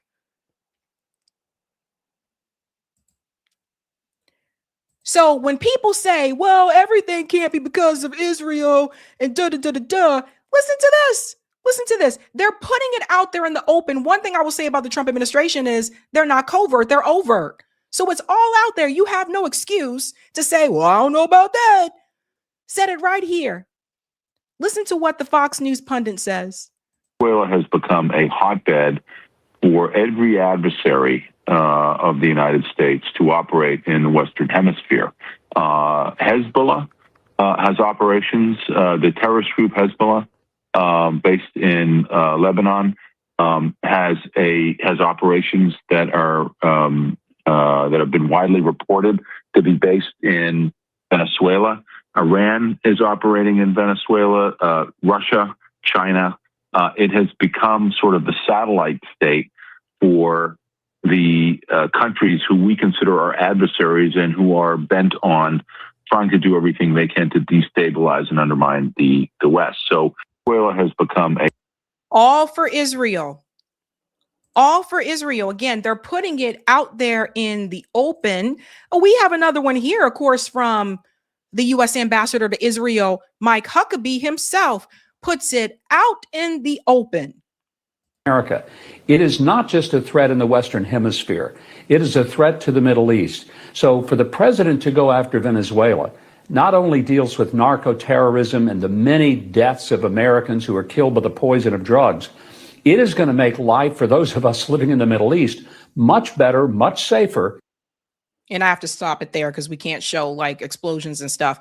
But there's Mike Huckabee letting you know right there, this is going to be so much better for Israel. Every war, I look back on it, every war I feel like we've been involved in has been because of them. And it doesn't necessarily even have to be in the Middle East. I'm looking back at all of these things. We are turning pages. If we had a photo album. And for the people who are just, and this is the other thing I said, like, everybody should be angry. Everybody should be angry, should be livid. No one should celebrate. Everyone should be furious. Maduro stood with the Palestinian people. Vas a defender Palestina, presidente. Palestina. Viva Palestina libre. These are the people they go after. They go after the ones that are pro-Gaza, pro-Palestine, the ones who are not willing to bend the knee to Israel in their Zionist genocidal regime. Don't let them sit up there and tell you this is about drugs. Donald Trump just pardoned Juan Hernandez, who trafficked cocaine into the United States for years. So don't come up here and tell me this is about no damn drugs. Get out of here. Don't believe it. Don't allow yourself to be fooled. Let's go to the next part, Eric. The Israel component. How many of these wars have they been behind? How many? Look at all the people who died in Iraq. All the people who died in the Iraq war. Afghanistan. All these wars. Maduro tried to warn you. He tried to tell us ahead of time. He said they are waiting. Ya se está esperando el arranque de lo que pudiera ser una guerra de mayor dimensión, que supere a la de Ucrania y que supere a la guerra, al genocidio de Gaza. Porque estamos hablando de potentes unidades militares del Líbano. Units from Lebanon, Yemen, Iraq, Iran, among others. Listen. De Yemen, de Irak, de Irán, entre otras. Así que Netanyahu está buscando Netanyahu is seeking to set the entire Middle East on fire, he says. incendiar todo el Medio Oriente con una guerra que uno sabe cómo puede empezar. With a war that no one knows it may begin, but one does not know the ramifications. Pero uno sabe las derivaciones y el impacto que va a tener en medio de una economía estadounidense. In the midst of a U.S. and Western economy in recession. Occidental en recesión, en medio de una crisis económica de los que fueron los factores principales de la economía mundial. Economic crisis were the main drivers of the world economy for decades. Durante décadas. Esa es la verdad. Por eso tenemos que defender. He goes on to say we have to defend Venezuela's independence. La independencia de Venezuela, la paz de Venezuela, nuestro proyecto nacionalista bolivariano propio. Por eso tenemos que defender que Venezuela no caiga en las manos del sionismo. He said we have to defend Venezuela from falling to the hands of Zionism.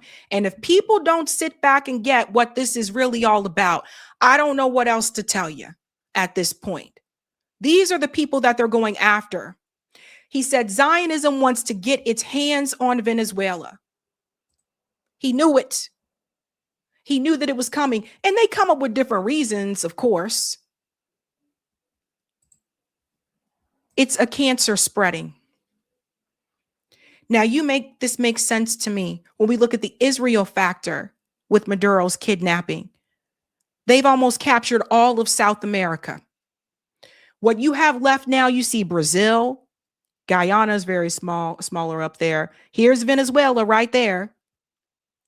They're going to come for Brazil too at some point. This is not over. That's the thing. Like, none of these countries are safe. So do you see how Israel has planted its flag all along the coast? And now they're going to come after Venezuela because they sit on all that oil. We'll get to that. And then Brazil is going to be the big golden nugget. But they're going to get all of this. That's what they want to do. This is the problem. And essentially, it's not just Zionism, it's colonialism. So colonialism never ended. It just shifted to Israel. And as much as people say it's the small, tiny little state that wants to expand. If it's one thing that history has taught us, it is colonialism expands. This is scary. And they'll go after any country that doesn't bend the knee. So you have that here. Here he goes on to say Cuba may be next, ladies and gentlemen. Go ahead. Yeah, is there a message here for Cuba and Diaz-Canel? Well, Cuba is an interesting case. Cuba is, not doing very well right now. That system has not been a very good one for Cuba. The people there have suffered for many, many years. And I think Cuba is going to be something we'll end up talking about because Cuba is a failing nation right now, very badly failing nation. And we want to help the people. It's very similar in the sense that we want to help the people in Cuba, but we want to also help the people that were forced out of Cuba and living in this country. Do you want to say something about that? So let me show you the okie doke, okay? He wants to go in. Let's go into Cuba. We'll go into Cuba next, he says. So he says Cuba is a failing nation. So some of that has to do with the sanctions that have been implemented by the U.S. government. But the reality shows, according to the numbers, people in Cuba have a longer life expectancy than those of us here in the United States. They also have universal health care. Those things go hand in hand. And we already know that Israel has universal health care. So don't you find it strange that our politicians would care so much about the people in Cuba and the people in Venezuela when they don't even care about you? They don't care about you having health care. They don't care about you being able to actually have real liberation. How you got liberation if you can't even quit your job because you won't have health insurance? So you think you're free? You're not free. You just got a different ball and chain that's tying you down. You may not be in handcuffs. You may not be shackled. But the economic situation here in the United States is not great. And as much as Trump and them are trying to tout and say, we're going to go save these people, they're not saving people. They don't liberate people. This is colonialism. It's imperialism. And those countries, those people are going to be worse off after U.S. intervention every single time. So there's no freedom. There's no liberation. That's not what's happening there. We can't even save our own damn people. Now, Jeffrey Sachs also coming in, we're moving on to the money situation. So when we look at the money, listen to what Jeffrey Sachs says here. So the U.S. government has been trying to strangle the Venezuelan economy. It started with sanctions in 2017 that prevented essentially the country from accessing international capital markets and the oil company from restructuring its loans. That put Venezuela into a hyperinflation. That was the utter collapse. Oil earnings plummeted. The earnings that are used to buy food and medicine collapsed. That's when the social humanitarian crisis went spiraling out of control.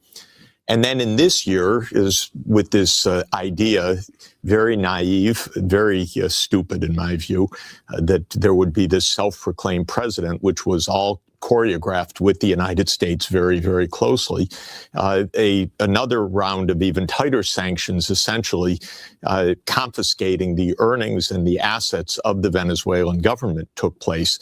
Now Venezuela is in complete, utter catastrophe.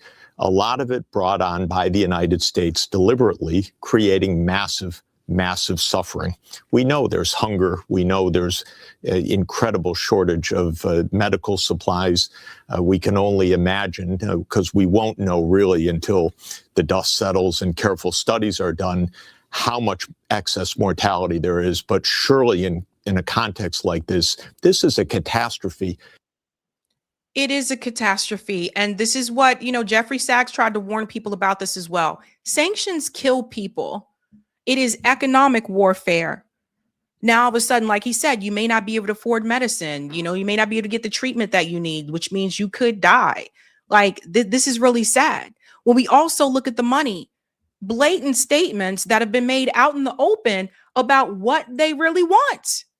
I mean, listen to this here. Of course, the countries, Cuba, Venezuela, and Nicaragua with Russia relationships. Why this region matters with all of its rich resources and rare earth elements. You've got the lithium triangle, which is needed for technology today. 60% of the world's lithium is in the lithium triangle, Argentina, Bolivia, Chile. We just have the largest oil reserves, light sweet crude, discovered off of Guyana over a year ago. You have Venezuela's resources as well with oil, copper, gold. We have the Amazon, lungs of the world. We have the 31% of the world's fresh water in this region too. I mean, it's just off the charts. We have a lot to do. This region matters. It has a lot to do with national security.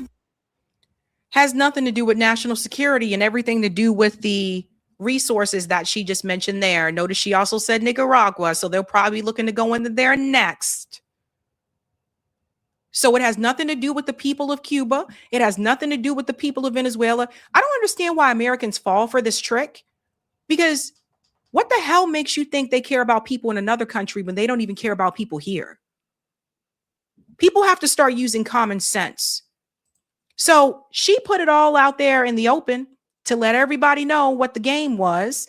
Tulsi Gabbard, when she wasn't a kiss ass and selling out back in 2019, she said, it's about the oil again.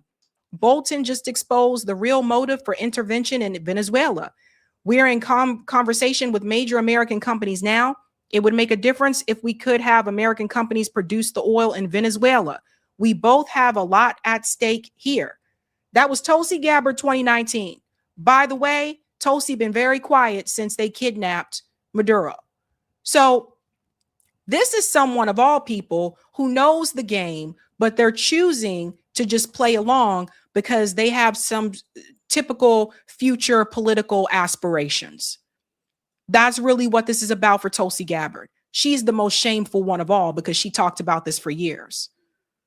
Now she pretends not to know any damn thing. When we also talk about the money, we got to look at the petrodollar. And this is something else I think that may not be getting as much attention. The real reason the U.S. is invading Venezuela goes back to a deal Henry Kissinger made with Saudi Arabia in 1974. I'm going to show you that video. And then we're going to go back to the comments that he have here about the petrodollar. Here we go here. The petrodollar is actually a device invented by Kissinger and Nixon. U.S. President Richard Nixon sent his Secretary of State and National Security Advisor, Henry Kissinger, to Saudi Arabia for a secret meeting. That meeting took place on a battleship called the USS Quincy, and very few records were kept of that meeting. But Roosevelt promised the King of Saudi Arabia weapons and protection in exchange for the United States to have the exclusive right to develop oil from Saudi Arabia using dollars. Meaning, if countries wanted to trade the most important commodity of all, oil, they needed to get their hands on dollars. And from that point on, oil would be priced in USD. And if a country tried to get their hands on oil without using dollars, that country historically needed more freedom in their lives. See how this works? So I want to show you something else here that he said about the petrodollar. If we just go back up to the top part, right about here.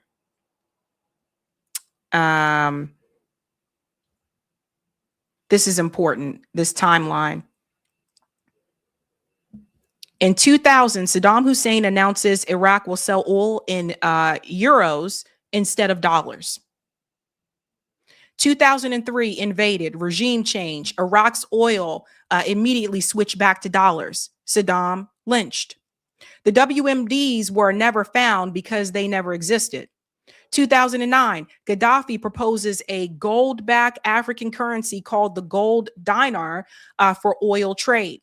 Hillary Clinton's own leaked emails confirmed this was the primary reason for intervention.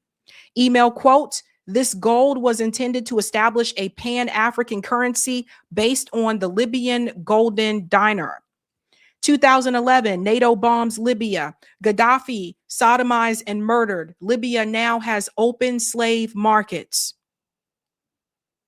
And now Maduro, with 5 times more oil than Saddam and Gaddafi combined, actively selling in yuan.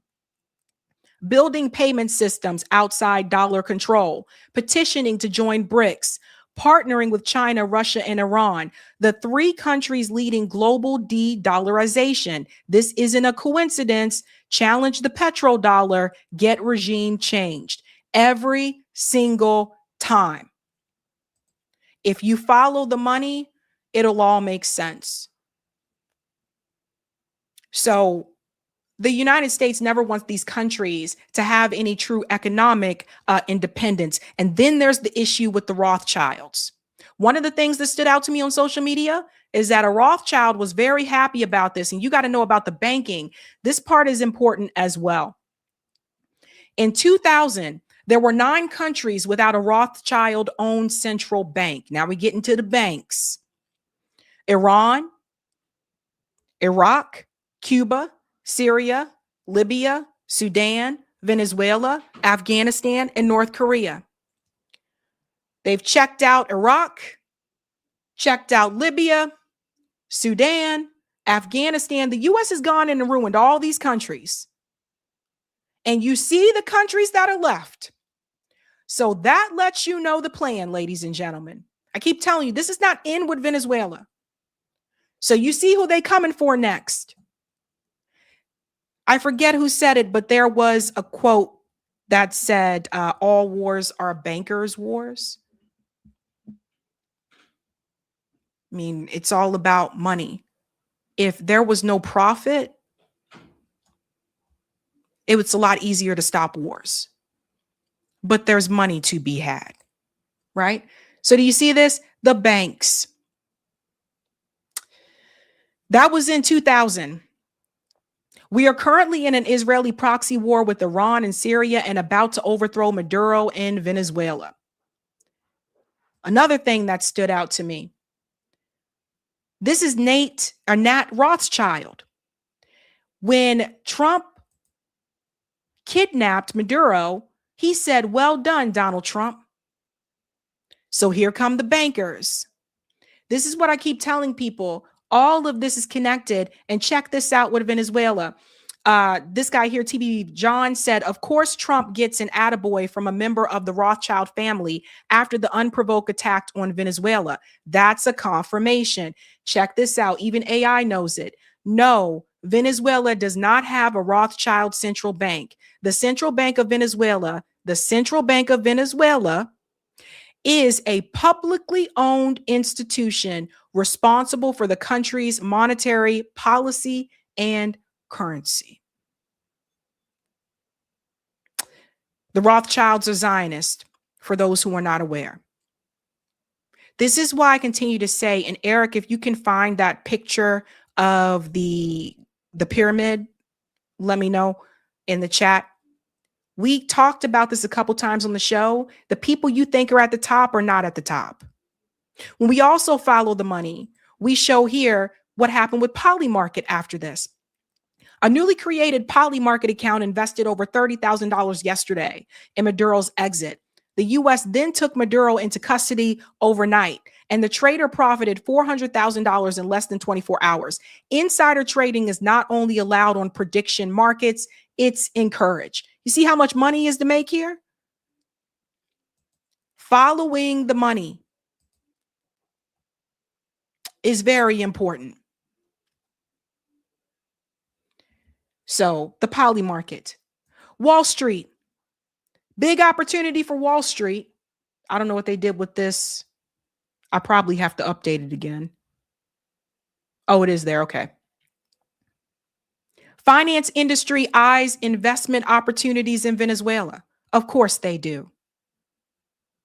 Some Wall Street people are already considering possible investment opportunities in Venezuela following the capture of Nicolas Maduro, according to Charles Myers, the chairman of the consulting firm Signum Global Advisors and a former head of investment advisory firm Evercore.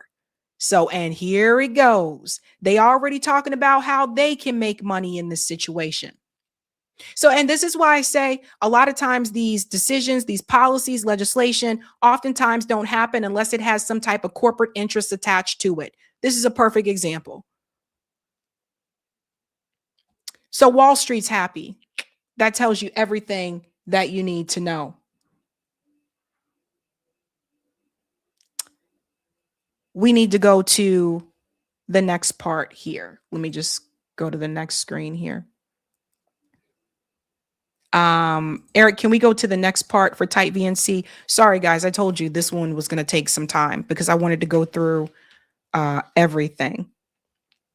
Now, another thing that I want to show you here, when we're also talking about the money, give me just a second. I'm going to let Eric bring this up.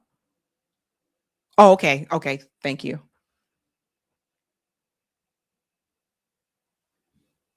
That's not the one, Eric. I was just there.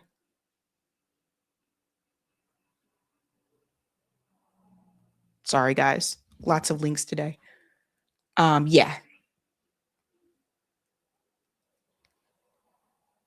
Okay, that's the response one. Do we want to show the pyramid first or no?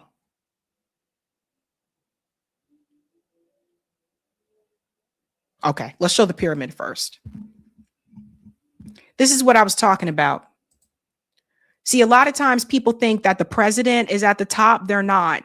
And if you look at this comparison here, feudalism then and now, medieval feudalism, you had the monarchs that were at the top. Those were the kings, the queens, and the emperors. Then you had the landed gentry, the clergy, the royal ministers, the merchants, the vassals, and at the bottom was everyone else, the peasants, the laborers, and the conscripts.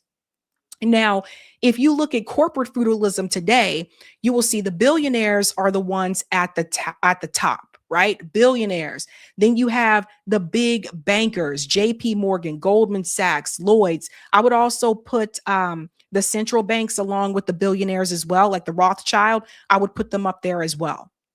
Then you have the corporate elite, Fortune 500 multinationals. Elected officials is all the way down here. And then you have top bureaucrats, commissioners, secretary, judges, top professionals, doctors, entertainers, and everyone else at the bottom, workers, students, soldiers. Most of us are this part right here. Most of us are the everyone else at the bottom. And so with Donald Trump as an elected official, it's a little bit different for him because he's not just an elected official, he's also a billionaire. So he has a little bit more control that others don't. But they got you attacking everybody else when you see who's actually at the top. So we've gone through the drug claim. We've gone through the refugee situation, Israel, the money, and now we're getting to the responses. Cringe statements here from CNN host Erin Barnett. Look how she's smiling about this. Venezuela has a population of 30 million people, and now that is owned by the United States. Just to think about it from such a simple black and white set of numbers like that. Venezuela has a population of 30 million people, and now that is owned by the United States. Just to think about it from such a simple black and white set of numbers like that. She seems a little too smiley there, saying that the U.S. owns it. Because Donald Trump went on to say, we own Venezuela now. We're controlling Venezuela. Sounds like colonialism to me. So yes, what Donald Trump did, I said Dr. Trump, what Donald Trump did was illegal. What Donald Trump did is wrong. But nobody trying to stop him neither. And that's what really pisses a lot of people off. When you look at the responses, there's a lot of information that I've seen on social media where people are posting videos that are incorrect. Alex Jones is one of them. Daniel McAdams said, ask yourself why Alex Jones is pushing disinformation in support of the neocons and the deep state. Wasn't his whole stick about opposing the deep state? So here's Alex Jones sharing this video. Millions of Venezuelans flooding the streets in Caracas and other major cities in celebration. So here's the problem, folks. That's false. Community Notes even checked it. This video shows anti-Maduro protests in Caracas in July 29th, 2024, following the disputed presidential election, not celebrations of his recent capture by U.S. forces. He's just one of them. We'll show you more. Well, Nick Shirley. Nick Shirley, the guy who just reported on the whole Somalian daycare thing. I mean, I don't know what to tell you guys, but look at this. Wait a minute. MSM Media lied to us again. The people of Venezuela actually didn't like being ruled by narco terrorists. World Cup style celebrations are erupting all across Venezuela. Congratulations to the people of Venezuela. That's from Nick Shirley. There's just one problem. This video, for one, it received 3.8 million views. By the time Community Notes checked this, it was already over 115,000 views. But for the record, the video depicts Venezuelan exiles celebrating in the U.S. capture of Nicolas Maduro in Miami, Florida, rather than celebrations within Venezuela. And if you notice, all of the people who were posting these videos that have the Community Note tag attached to it, None of them have removed those videos. So what does that tell you? We talked about manufacturing consent, and we're seeing a different type of manufactured consent this time, not necessarily just from corporate media, but also from those who claim to be independent grassroots journalists. So now you have that happening in the so-called independent space. All the Zionist accounts, all the pro-Israel accounts were posting these videos yesterday, telling people it's Venezuela when it's not. Here's another one. Notice how all of the shills went mega viral using fake videos. This is the new preferred tool to manufacture consent and brainwash the populace. How much more evidence do you need to realize you're being bombarded with a coordinated propaganda campaign? This is what I've been trying to tell people, right? So Wall Street Apes, this is another account that is known for posting fake videos, but they are elevated by Elon Musk on Twitter. So he said the Venezuelans are crying on their knees, thanking Trump and America for freeing them from Nicolas Maduro. So that video isn't even real. This is how far they're going. Community Notes tells everybody the video is AI generated and is currently being presented as a factual statement intended to mislead people. Notice again, Wall Street Apes has not removed that video. Now let's see how many people saw it. 4.6 million views. See, these are all the accounts that Elon Musk is elevating through the algorithm. I mean, you can look at this and tell this is AI. At least I can. So this is where we're at now, folks. This is where we're at now. Now, here's a video here showing you how the protesters in Venezuela, they're saying enough sabotage, enough blockade, enough hatred, enough threats for the North American empire against the homeland of Bolivar and Chavez. Today, we demand the return of Nicolas Maduro. This is from the news. Y aquí desde las calles de Caracas exigimos que nos devuelvan a nuestro presidente Nicolás Maduro, repudiando los hechos nefastos de agresión, de odio por parte del imperio norteamericano hacia el pueblo venezolano. ¡Basta ya! So you guys get the point. I want to play the whole thing because it's kind of loud. But this is what now those accounts that I just showed you, of course, they're not going to show you that. They're not going to show you those videos. This is from the news. So I warned you guys about Nick Shirley days ago. All these people, they're all in cahoots together and they're pushing out anything that is going to protect Donald Trump and support Israel. And Elon Musk is allowing it to happen. He got bought off as well. Some of the responses from the Democrats and people are asking, why aren't the Democrat politicians standing up? Why aren't they saying anything? I mean, I think you guys know my answer to that question. But even people like Bakari Sellers are calling them out. Bakari Sellers, former congressman, who is definitely pro-Democrat and supports the Democratic Party. He called out Cory Booker.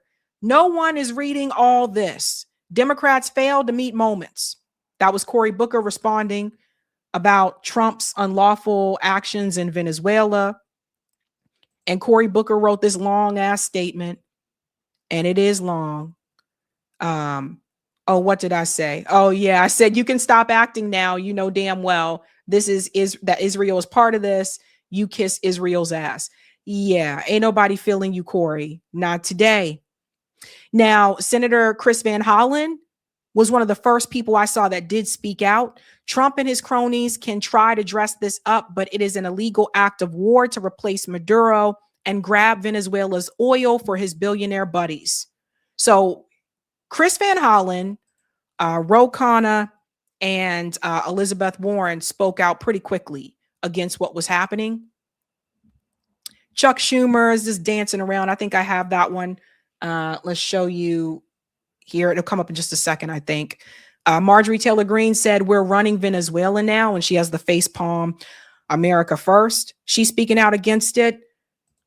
Thomas Massey says the 25-page indictment, but no mention of fentanyl or stolen oil. Search it for yourself. Calling out Pam Bondi. Abby Martin, really good one here. There's a special place in hell for everyone who laundered this blood-soaked mob boss as anti-war. You know who you are. That's something else. So save that for just a second. All the people who said you'd be better off voting for Trump because he would be anti-war and he would stop the wars and all this stuff. You guys got some apologizing to do. And they know who they are. Because it's not like you didn't have Trump before. Trump has already been president. So he kind of showed you, yeah, he was bombing Syria back then. He established the Muslim ban back then. People said, but he didn't start any new wars. Like, that motherfucker didn't stop any either. Use your brain. So Chuck Schumer, Hakeem Jeffries, they're getting grilled as well online.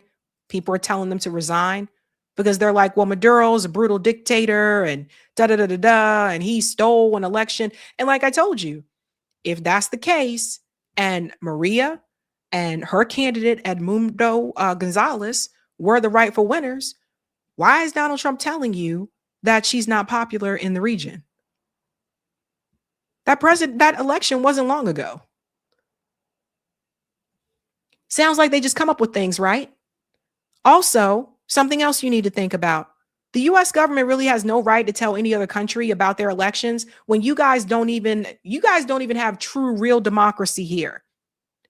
When you guys sit up there and you remove third-party candidates and independent candidates off the ballot, when you suppress candidates that are not Democrat or Republican, when you don't have a primary, wink, wink, when you select candidates. So how are you going to tell another country about their elections? And at the end of the day, I feel like a lot of people just keep falling for the okie doke. Different decades, same story.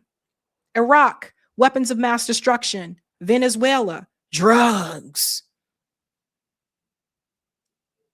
And essentially, with Venezuela, we could have another Iraq. And we all know how that turned out. So I don't know why people keep falling for this. Recent poll also shows that 65% of Americans do not support what's happening, what Trump just did in Venezuela. This is not good for Donald Trump.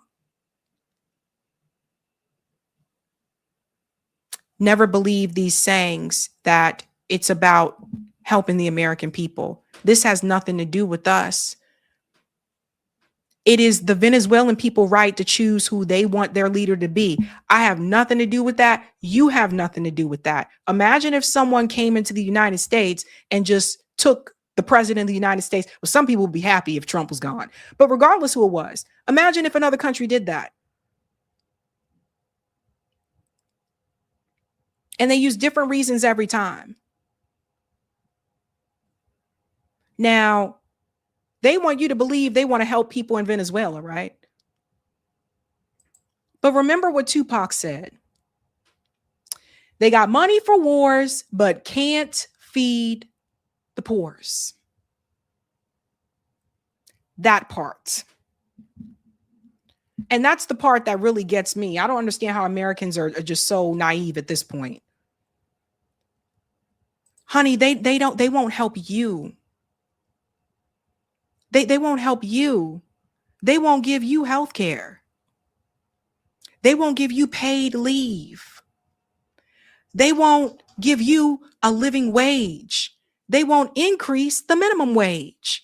And you think they want to help people in another country? No. People have been fooled. People have been used by Donald Trump. And honestly, I think anybody who voted for Donald Trump,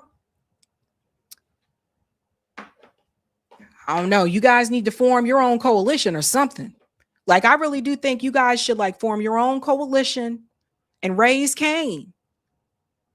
Really. I don't know if you guys need to become a second party or a different party or whatever, but you guys need to make a coalition and raise hell. I said the same thing for the Democrats with the way that they screwed over Bernie Sanders. I was like, all of us, we really need to. But no, people wanted to still try to operate within the Democratic Party. Who wins at the end of the day? It's not the American people, despite what Trump will tell you. It's not going to be the Venezuelan people either, because if they think they're struggling now, they're really going to be struggling a couple of years from now. Donald Trump will probably find a way to bring in boots on the ground, and you could have yourself another Iraq.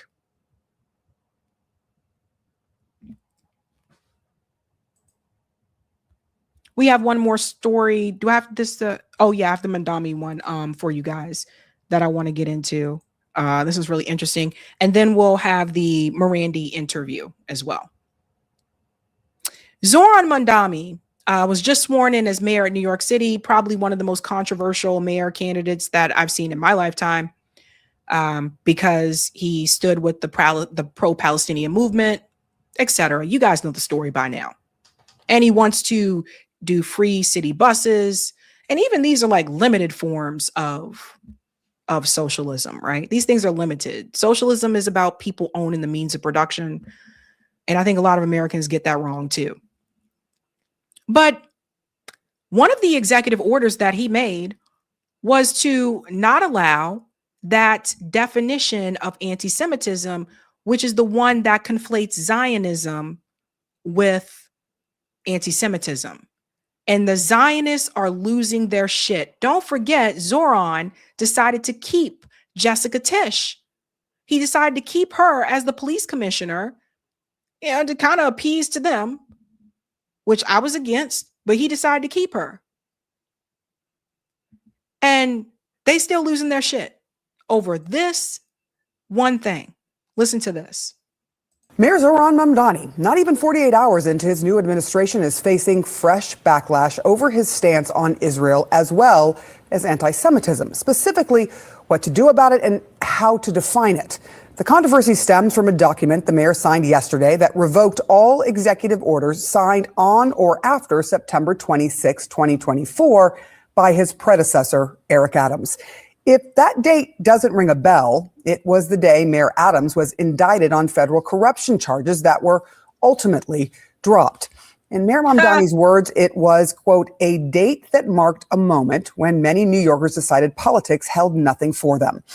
The controversy lies in the details of two of those revoked orders, one signed by Mayor Adams on June 8th of last year, titled Defining Anti-Semitism. The now revoked order endorsed a definition adopted by the International Holocaust Remembrance Alliance that reads, quote, anti-Semitism is a certain perception of Jews which may be expressed as hatred toward Jews. Rhetorical and physical manifestations of anti-Semitism are directed towards Jewish or non-Jewish individuals and or their property, towards Jewish community institutions and religious facilities. That is very broad. And this is why many of us criticize that definition. Nene said, I'm so tired of these crybabies. They couldn't walk a day in Black American shoes. Nope, sure couldn't. Nope. And we never get this type of treatment. I don't even want to hear. We never get this type of treatment. Now, this is where it gets very dangerous, because it's not just about, obviously, like anti-Semitism because of ethnicity. It's also now they were trying to include community institutions and religious facilities. I don't see anything written in stone like this for Black people, and we had churches burned. Something to think about.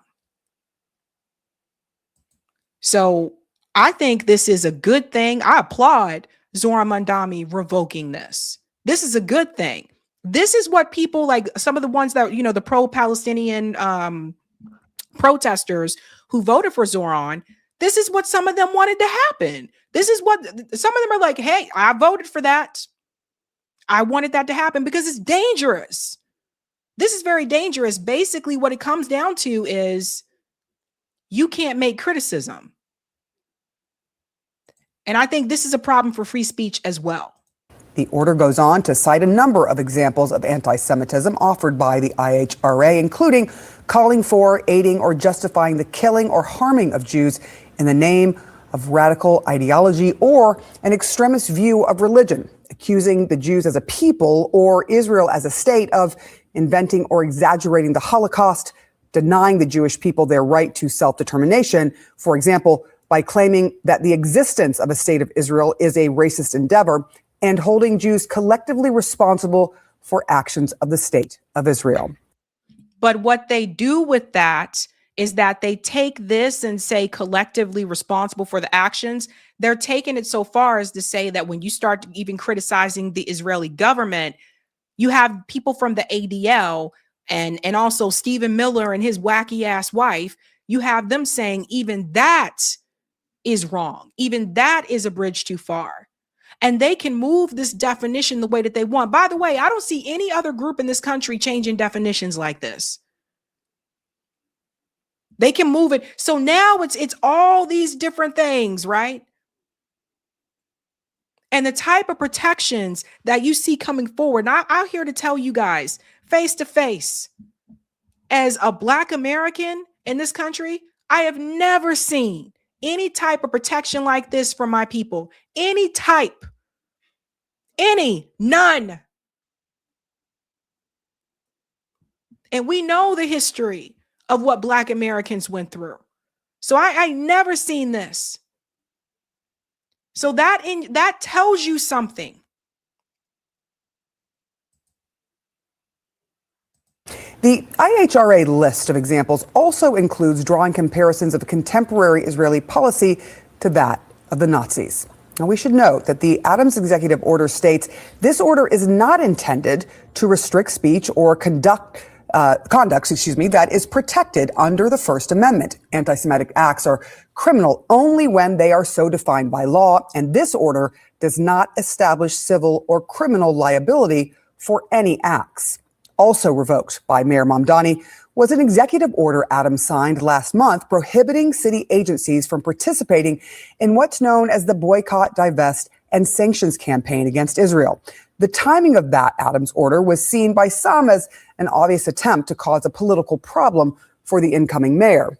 The Israeli Foreign Ministry has already weighed in, posting online, quote, on his very first day as New York City Mayor, Mamdani shows his true face. He scraps the IHRA definition of anti-Semitism and lifts restrictions on boycotting Israel. This isn't.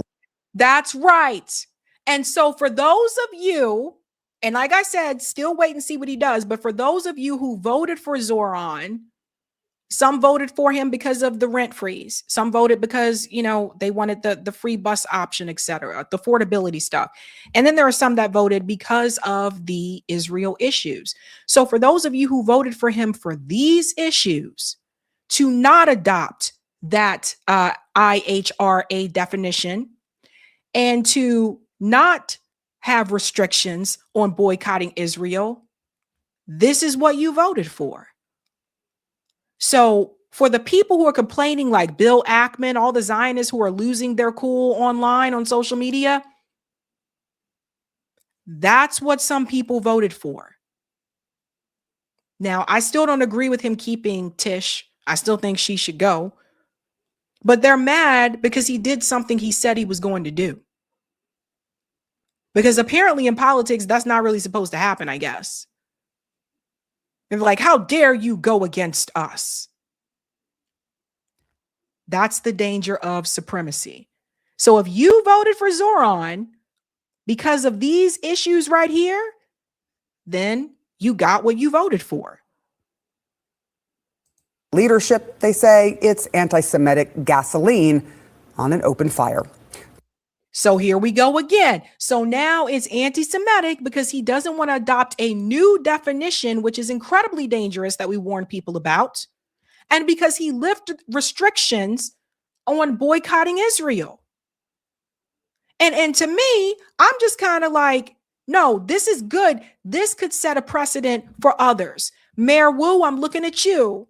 I'm looking at you in Boston with your shadiness and the way you sat up there and said, we will always back and support Israel.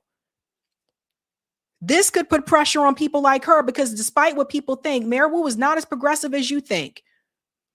I have a whole documentary talking about how the decisions that she has made for investors is causing people to get kicked out of their neighborhoods right now. So I will give Zohran credit for this. That's why I said, well, let's see what he does. I think he might govern a little bit more like a moderate, but I give him credit for this because I don't see the other mayors doing it. Sometimes it takes one and then more could follow. Jonathan Greenblatt, head of the Anti-Defamation League, said in part Mamdani should have used his first day to show leadership by creating more safeguards to help protect Jewish New Yorkers, not by dismantling apolitical measures established by his predecessor and confirming our publicly expressed concerns. So the fact that Jonathan Greenblatt is mad, that means something was done right. We got to drop the beat. We got to drop the beat because Jonathan Greenblatt is pissed. We are dropping a beat for this one. Hey! Let's see how you do under pressure. Let's see how you do under pressure. Give them a name to remember. Hey! Let's see how you do under pressure. Let's see how you do under pressure. A moment can live on forever. A moment can live on forever. Nick Caution has told you guys. Nick Caution told you. So Jonathan Greenblatt's mad. That tells you it's a win. Concerns. Mayor Mamdani has responded to the criticism this afternoon. So I was proud yesterday to sign a number of executive orders that will give my administration a clean slate to get to work on delivering a new era for New Yorkers, one where they can envision living an affordable and dignified life. And my administration will also be marked by a city government that will be relentless in its efforts to combat hate and division. And we will showcase that by fighting hate across the city, and that includes fighting the scourge of anti-Semitism. When we speak about the IHRA definition that you asked about, protecting Jewish New Yorkers is going to be a focus of my administration. And I also know that a number, as you said, of leading Jewish organizations have immense concerns around this definition. And so what we will do is actually deliver on our commitment to protect Jewish New Yorkers in a manner that is able to actually fulfill that. Joining me now, Amy. So obviously not what they wanted to hear, right? Obviously not what they wanted to hear. But like I said, I don't see any other group getting this type of protection, as I said before. So they don't like that. They don't like that. But that needed to happen. And hopefully that will encourage more to do the same. Hopefully. Sometimes sometimes it takes someone to step forward and get there. And then others will be able to follow suit. So yeah, I'll give him credit for that one. I will give him credit for that. Okay. We are going to the Professor Mamdani interview. For those who are not aware, Professor Mohammed Mamdani, he lives in Iran. So when I interview him, we usually have to, because of the time zone difference, I have to record it and then I show it on here because he can't join me live at this time. It's probably like midnight now in Iran. So we did this interview already, but I do want to go ahead and share it for you guys. Professor Marandi is talking about the Iran protests and what to pay attention to with Venezuela and what could be to come for Iran. So people need to pay attention because I do think that Israel is going to strike Iran. They are going to strike them again. And this hell will keep continuing until Israel meets its match. If nobody fights back at them, then this will never change. So if you haven't had a chance to do so, please smash that like button. And if you're new, don't forget to like, sub, and share like a Care Bear. And we'll go ahead and we'll get into the interview. And I will remove myself so I'm not watching. Times the way that 2026 is starting off, I'm starting to see similarities with the way things started in 2025.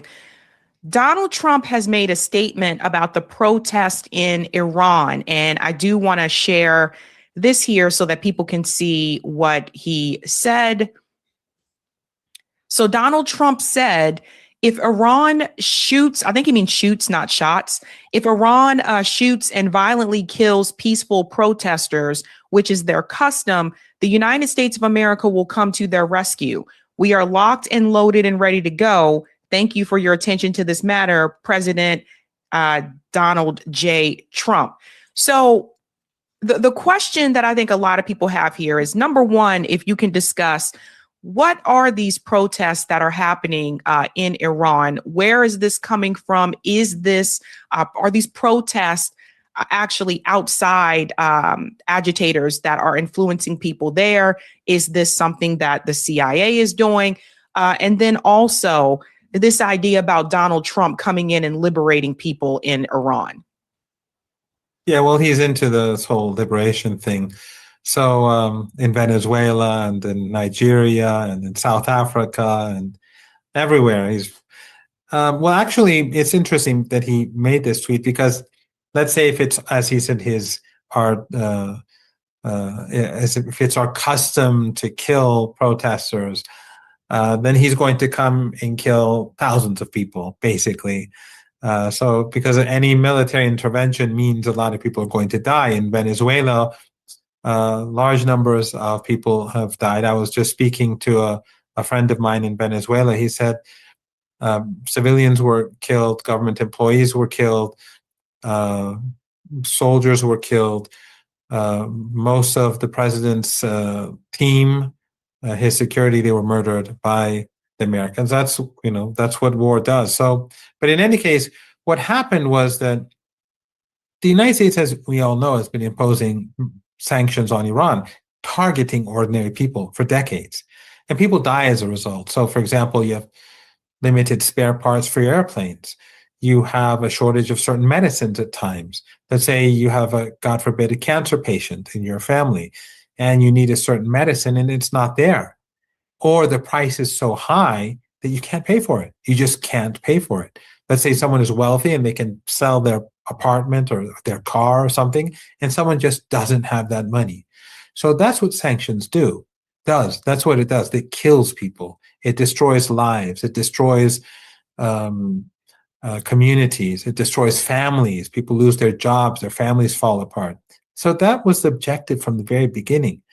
The saying, both in Venezuela and in Iran, and elsewhere in Cuba or in Syria, they not only carried out a dirty war, not only did they steal their oil, but they imposed sanctions so that people would suffer, to bring them to their knees so that they would rise up against the government. That is the whole point. Now in Iran, these sanctions have been in place for many years, and under Obama, they took it a step further and imposed maximum pressure sanctions. And Trump intensified those maximum pressure sanctions.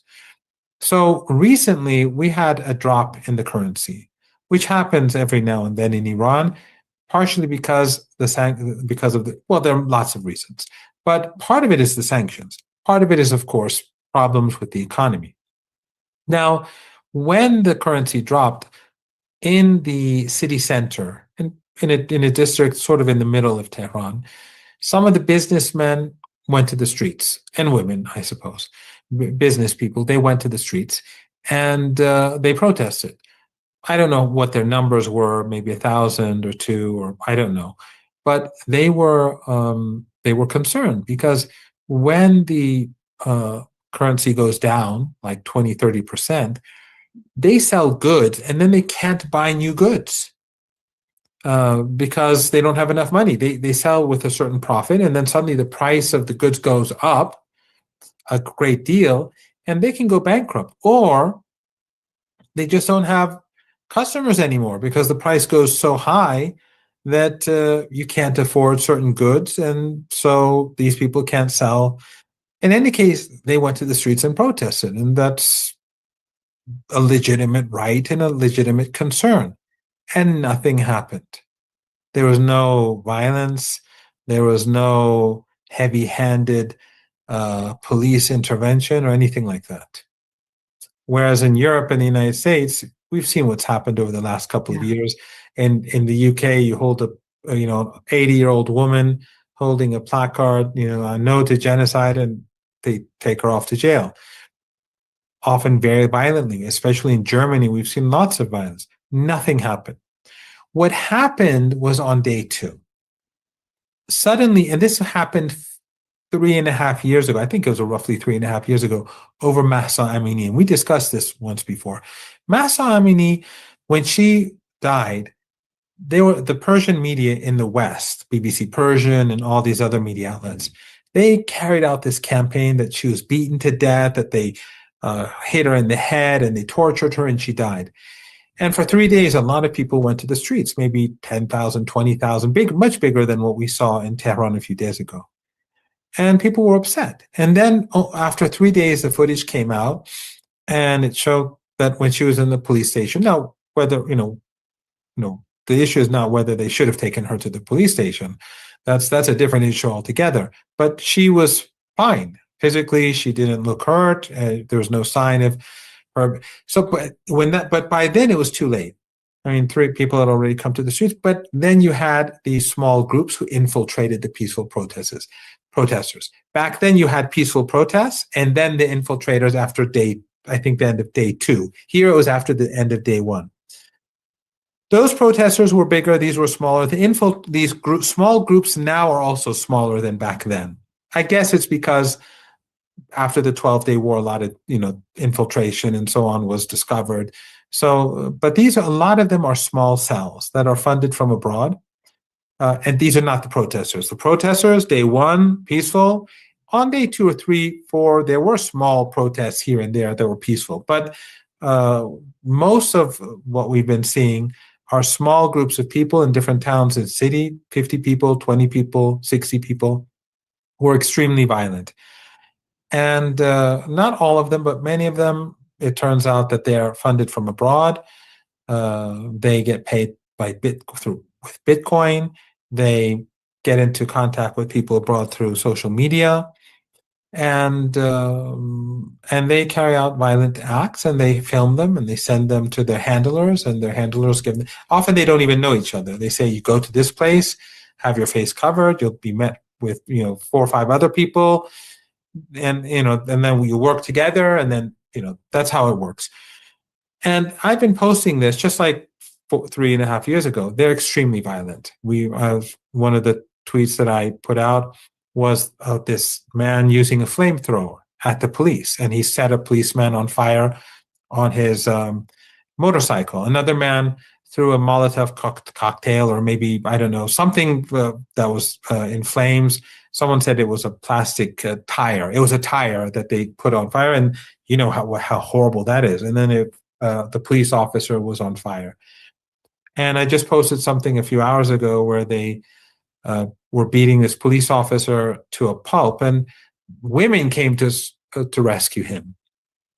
And then there's others where they're shooting in the air and they have guns, and so but in the West, through AI, through using old footage, or just like in Venezuela, you saw, I don't know if you've seen today, these huge crowds celebrating, and it turns out this is Argentina, or this was Miami, or it was like a few years ago in Venezuela. That's how they're manipulating. And then I saw one of these images, I don't know which one of these, but it was like footage, and it had over 100,000 likes. People in Venezuela celebrating, and it was all fake because the footage belonged to somewhere else or some other period of time. So this is exactly the same model that they're using. They misinformation, manipulation, AI. Not that nothing happens. I'm not saying that there is no police brutality in Iran, that no innocent people are beaten, or no. Iran is a country, an ordinary country like other countries. It has corrupt people, there's good people, there's bad cops, it has good cops, it is, it's just like everywhere else. But in Iran, the protesters on day 1, they did their protest peaceful. On campus, we had a couple of 100 students, 100 or 200 students at my university. They protested, I think, on day 2. No one did anything to them. But in the West, over the last few years, we've been seeing violence, but yet it is Iran that somehow is the nasty and sinister actor in all this. And we saw, as you know, I'm sure, because you're more politically aware than I am, Pompeo's tweet, where the former head of the CIA goes and tweets that, well, if you have it with you, then maybe you can put it on the screen. Yeah, I was gonna tell you, I was gonna show that one. because this is very damning. This is the message from Mike Pompeo. The Iranian regime is in trouble. Bringing in mercenaries is its last best hope. Riots in dozens of cities and the Basij, under siege, Mashhad, Tehran, Zahedan. Next stop, Zahedan. Next stop, Baluchistan.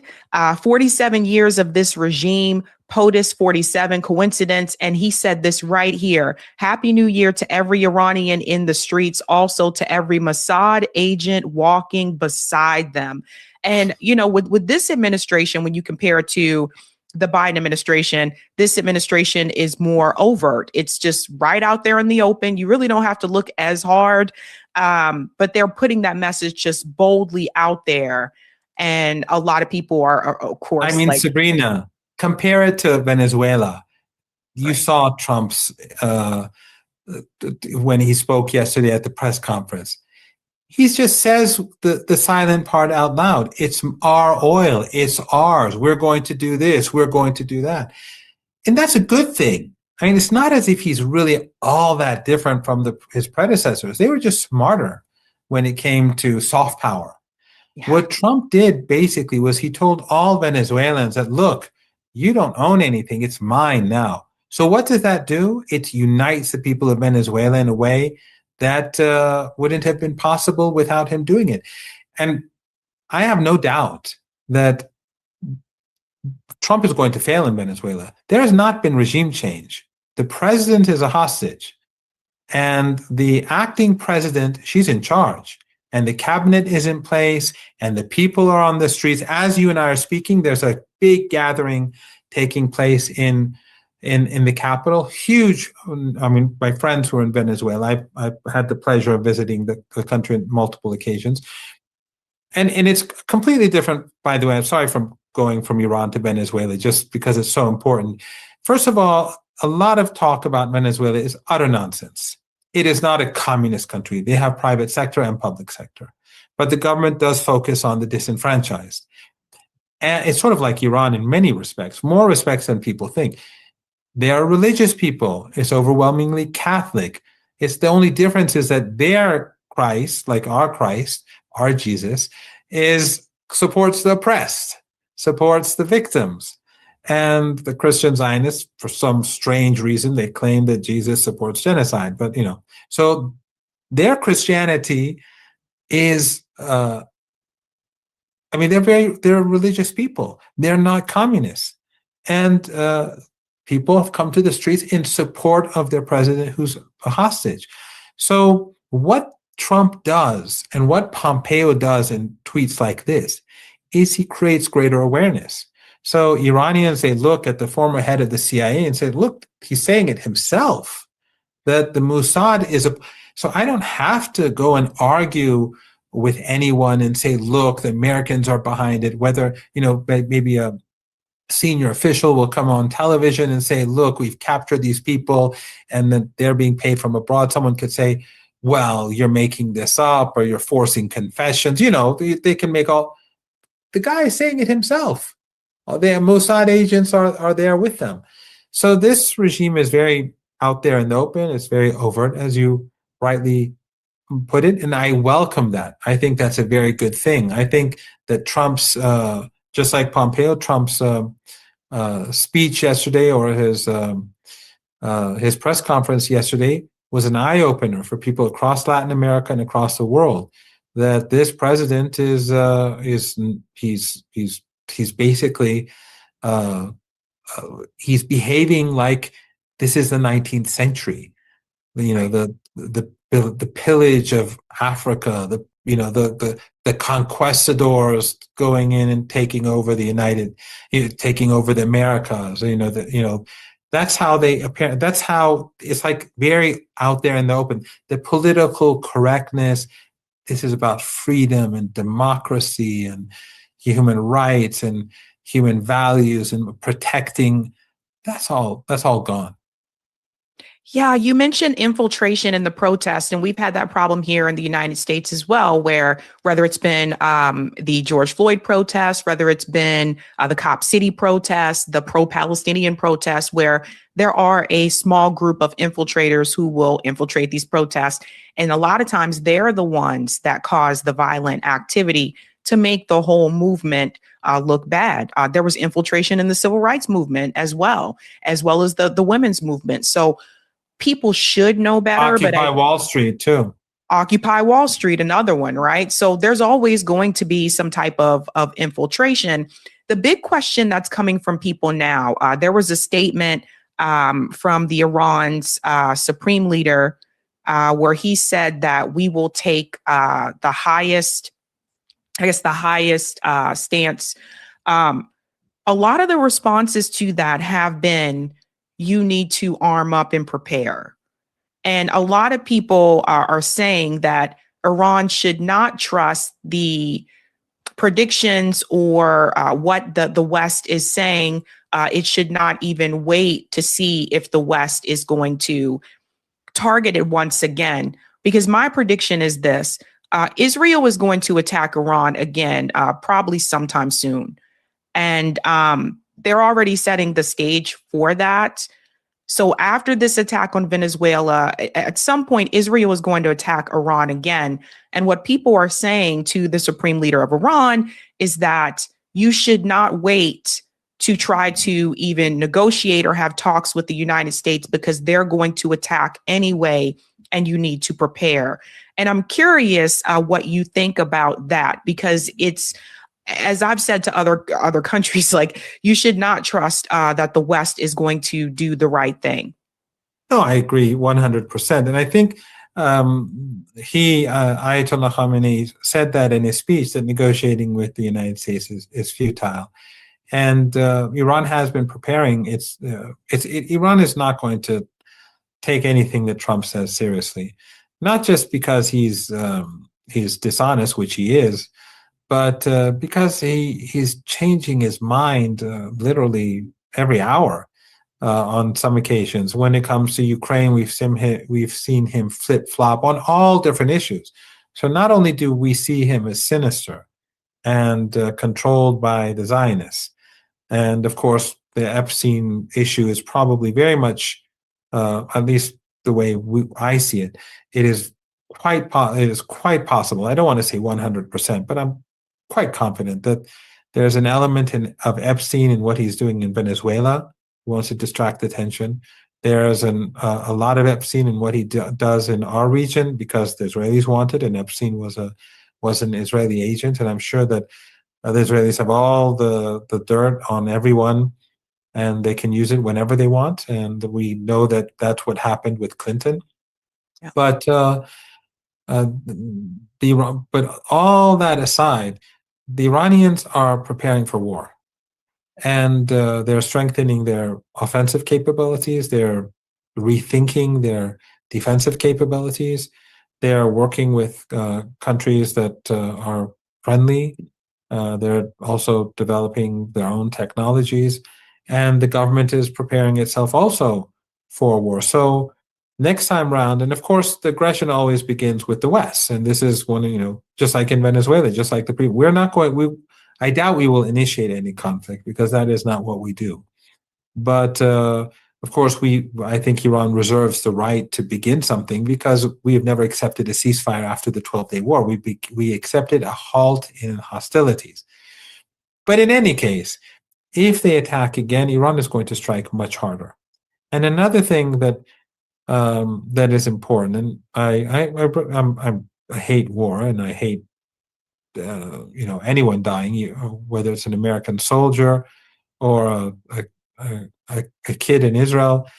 I have no sympathy for Israeli soldiers who serve for this genocide, but American soldiers or any civilians or innocent people, I don't like anyone being killed. But Iran's main military defense capabilities is not directed at the Israeli regime. It's directed at the United States. It's directed towards the Persian Gulf and the Indian Ocean, because for 3 decades, the Iranians have felt that the American government may attack. You recall Obama saying all options are on the table. This is something that president after president in the United States kept saying. So the Iranians have been preparing for a very long time. So those capabilities that we saw Iran use that forced the Israelis to seek a ceasefire, we saw Steve Bannon, right after the end of the war, say that the real story here is that during the last 3-4 days, the Israelis were being badly hammered and they needed a ceasefire, and Trump saved them by getting the ceasefire. So they were losing, even though Iran was, caught off guard. And Iran knew they were going to attack, but they didn't know that they were going to attack the capital and attack leaders and try to assassinate the president and other political and military leaders. So Iran's capabilities, Iran's real capabilities that far outweigh what we've seen in the 12-day war, is directed towards the United States and those countries in the Persian Gulf that host American bases. And they have many, many tens of thousands of short-range missiles, mid-range missiles, because the Persian Gulf is not very wide. So if there is war with the United States, last time around, the United States only hit 3 bases. It was 1 strike.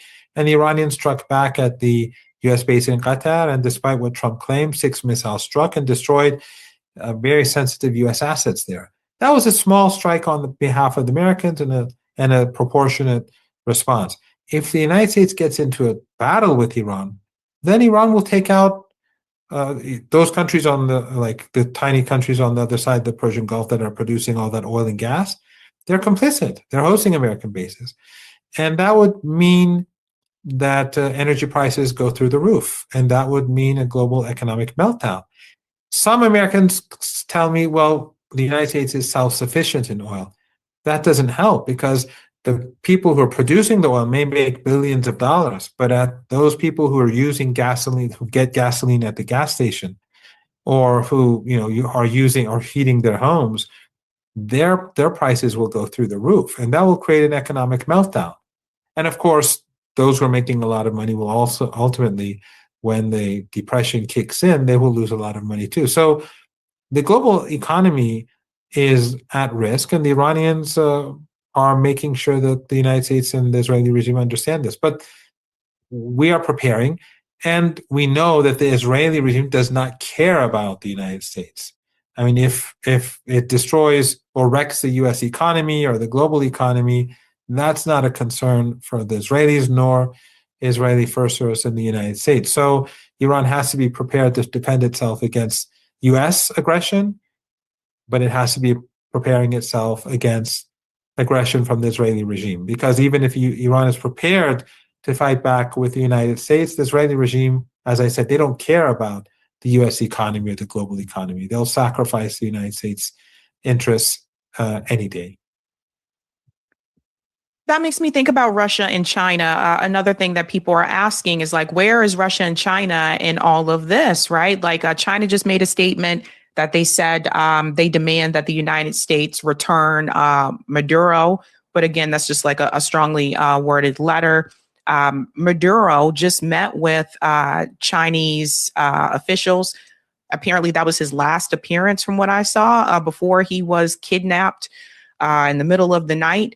So it's only a matter of time before the U.S. government could also try to do the same thing in Russia and in China, like what they did to Maduro.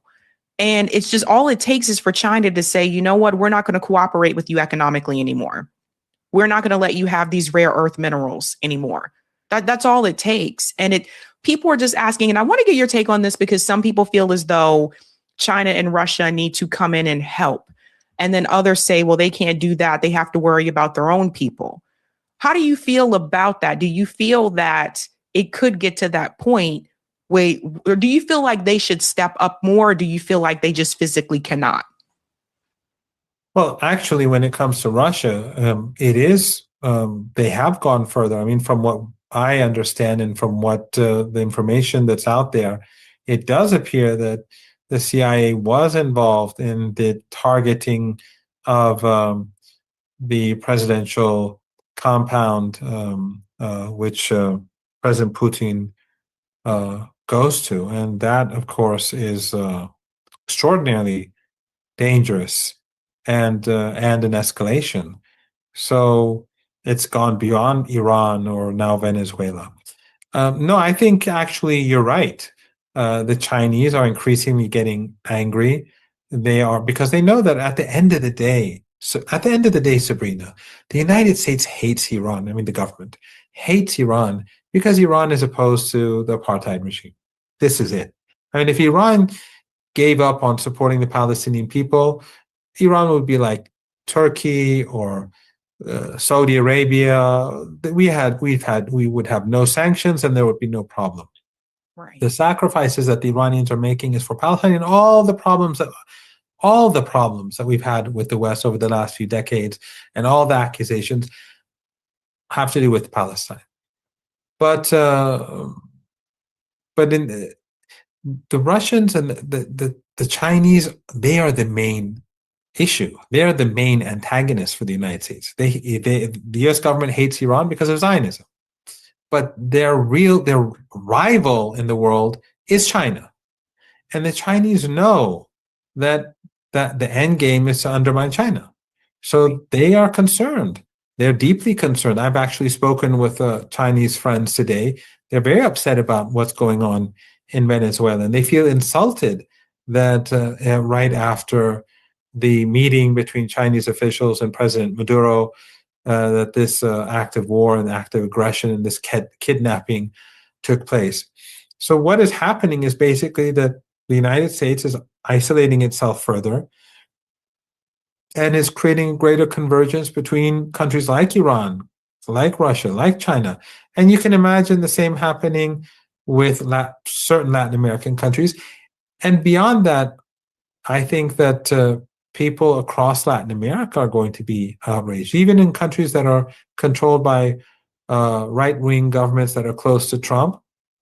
The fact that Trump goes on television and in the press conferences speaks so like a thug, like a godfather, but not even like a godfather, like a thug about Venezuelan assets, I don't think it's going to go down well anywhere. And I think this is going to hurt the United States. Obviously, the people of Venezuela are going to suffer. People across the region, the people of Lebanon and Gaza in particular, and Yemen, they've all suffered because of the U.S. aggression and Israeli the Israeli genocide. But the United States is becoming increasingly isolated, and it's uniting its enemies, not the enemies of the American people, but Trump and the Uniparty. So I don't think it's any of this is good for the United States. And as you rightly pointed out, the Chinese have the rare earth. They have other means to hurt the U.S. government. They can sell the bonds that they own in the United States. There are many things that they can do. This is just not smart. I mean, it's sinister, it's evil, but it's not smart either. Sometimes someone is evil, sinister, and smart, or evil can be smart. But Trump is not behaving smart. Yeah, Israel and Trump are using the excuse that Venezuela is working with Iran. They're also making statements that Hezbollah is in Venezuela, just throwing all types of things out there. Everything. First it's drugs, and then it's the cartels, and then it's Hezbollah, and then it's Hamas, and then they say, forget it. It's the oil. The oil's ours, and step aside. Yeah. And to me, this all just screams of an empire that is in economic decline. Because here's the reality. Like I said, I believe Israel's going to try to attack Iran sometime soon. Obviously, when that happens, that's going to create a situation with the oil for the United States. So I feel like that's another reason why they're targeting Venezuela, because they want to be able to get that oil from Venezuela when that happens. So they're basically preparing for all of that. And it just screams to me of an empire that is in an economic decline. That is like, all empires fall. This is what people have to understand. And you can learn a lot about this for those who are watching from the Roman Empire. Every empire at some point, it reaches its limit, and then there is a period of decline.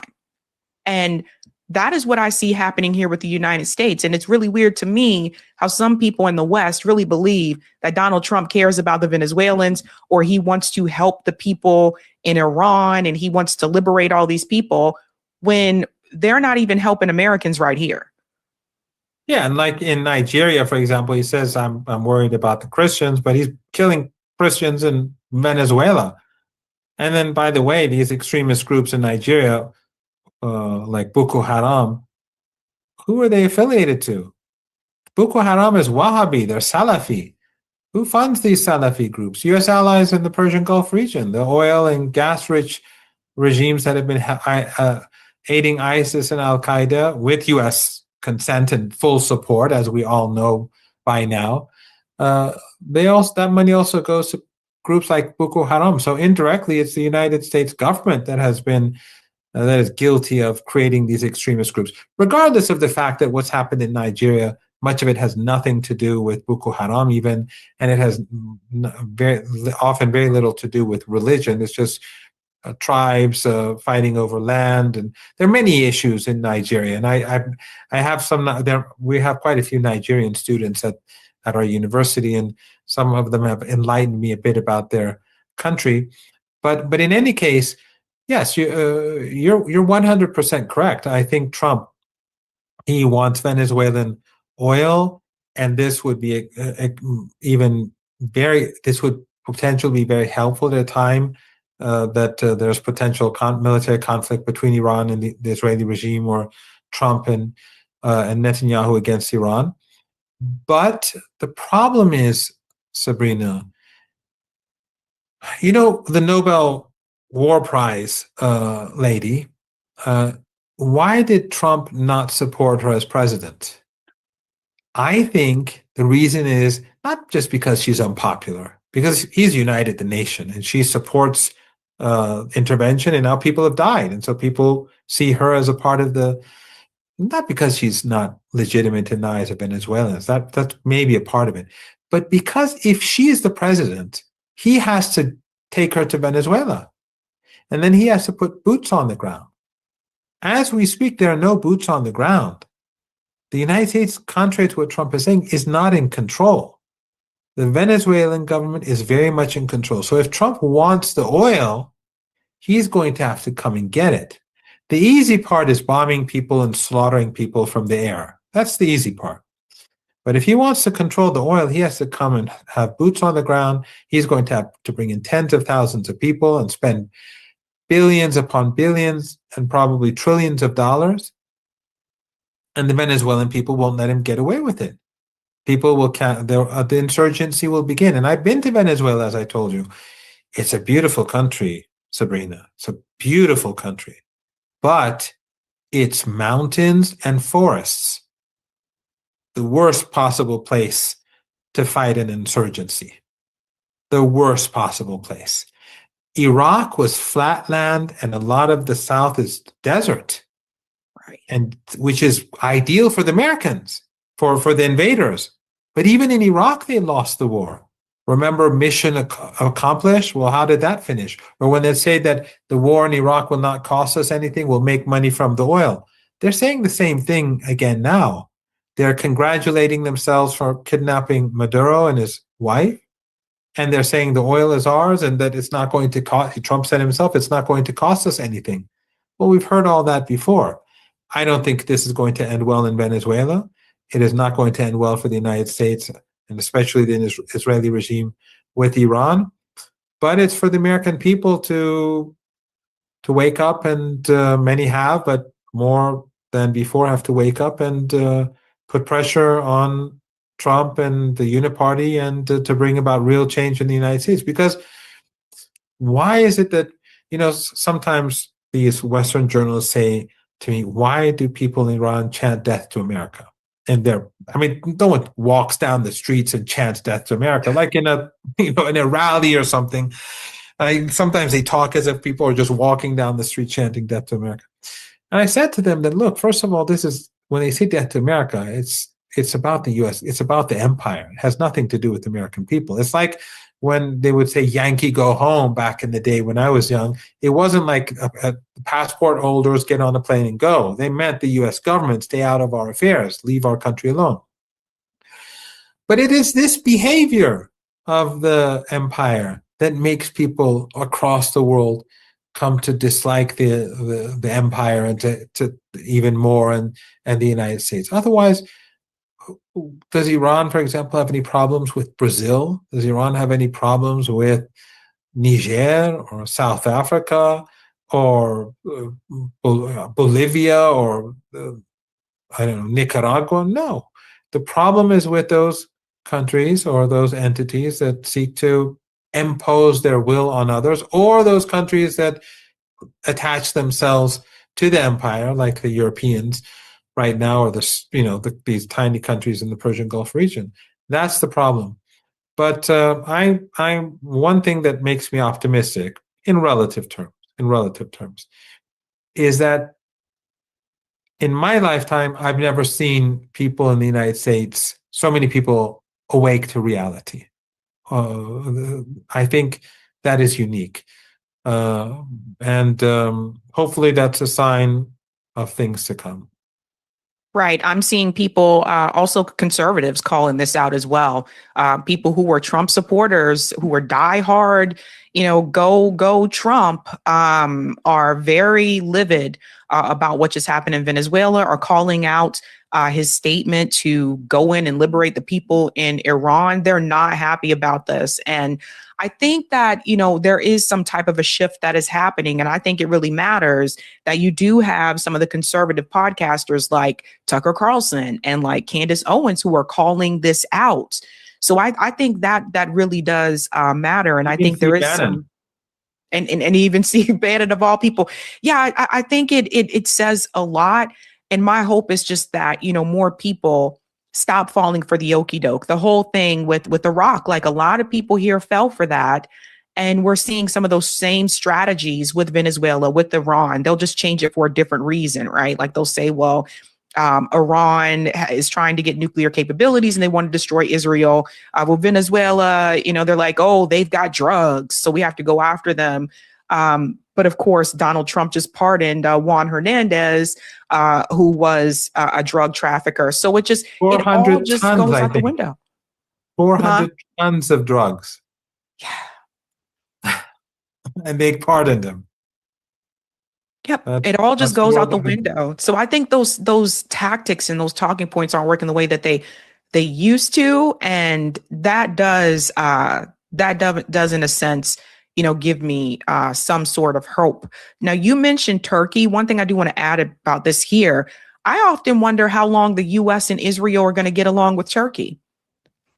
I wonder how long. That's a good question. That's a good question, because Turkey under Erdogan has been cooperating with the Israelis. Just in their meeting in the United States, Trump, in front of Netanyahu, said that Turkey has done a great thing in Syria, and Netanyahu agrees that that overthrowing the Syrian government was a good thing. So, they've cooperated in Syria for years.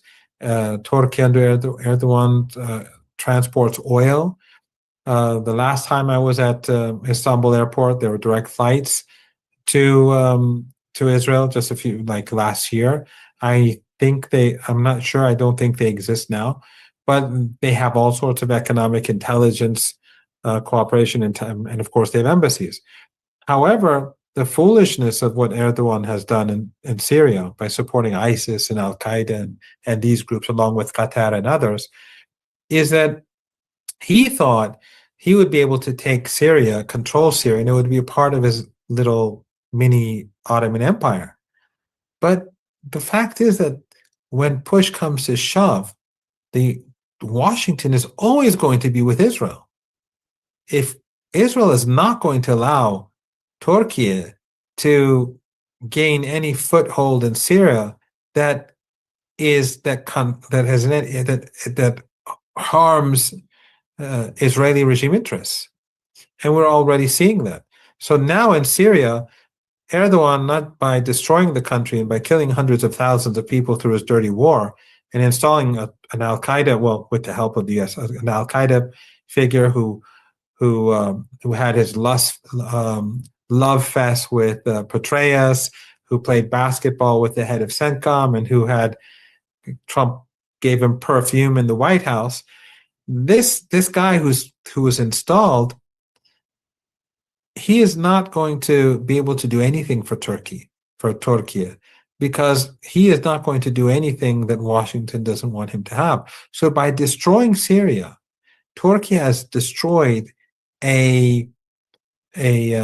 let's say a wall that protected it from the Israeli regime. There was a wall between Turkey and Israel, and that was Syria. So by demolishing Syria and its infrastructure and its state, and having Al Qaeda in charge, where all the minorities and all the moderates and everyone is like fleeing, and the country is now being balkanized, Turkey has become very vulnerable, and there's and the Israeli regime is now aligning itself with Greece and Cyprus, and which I think is shameful. I mean, regardless of what one thinks about Cyprus, North Cyprus, South Cyprus, but it's shameful to be aligned to a genocidal regime, whatever circumstances. But now President Erdogan wants to come to Iran because he's sort of figured out that he's in difficulty. So it's a sad state of affairs. But the good news, Sabrina, is that people across the world are waking up. And in our region, people are waking up. They're waking up to the reality of what happened in Syria. They're waking up to the genocidal nature of the Israeli regime. Trump has, through his crude behavior and his open,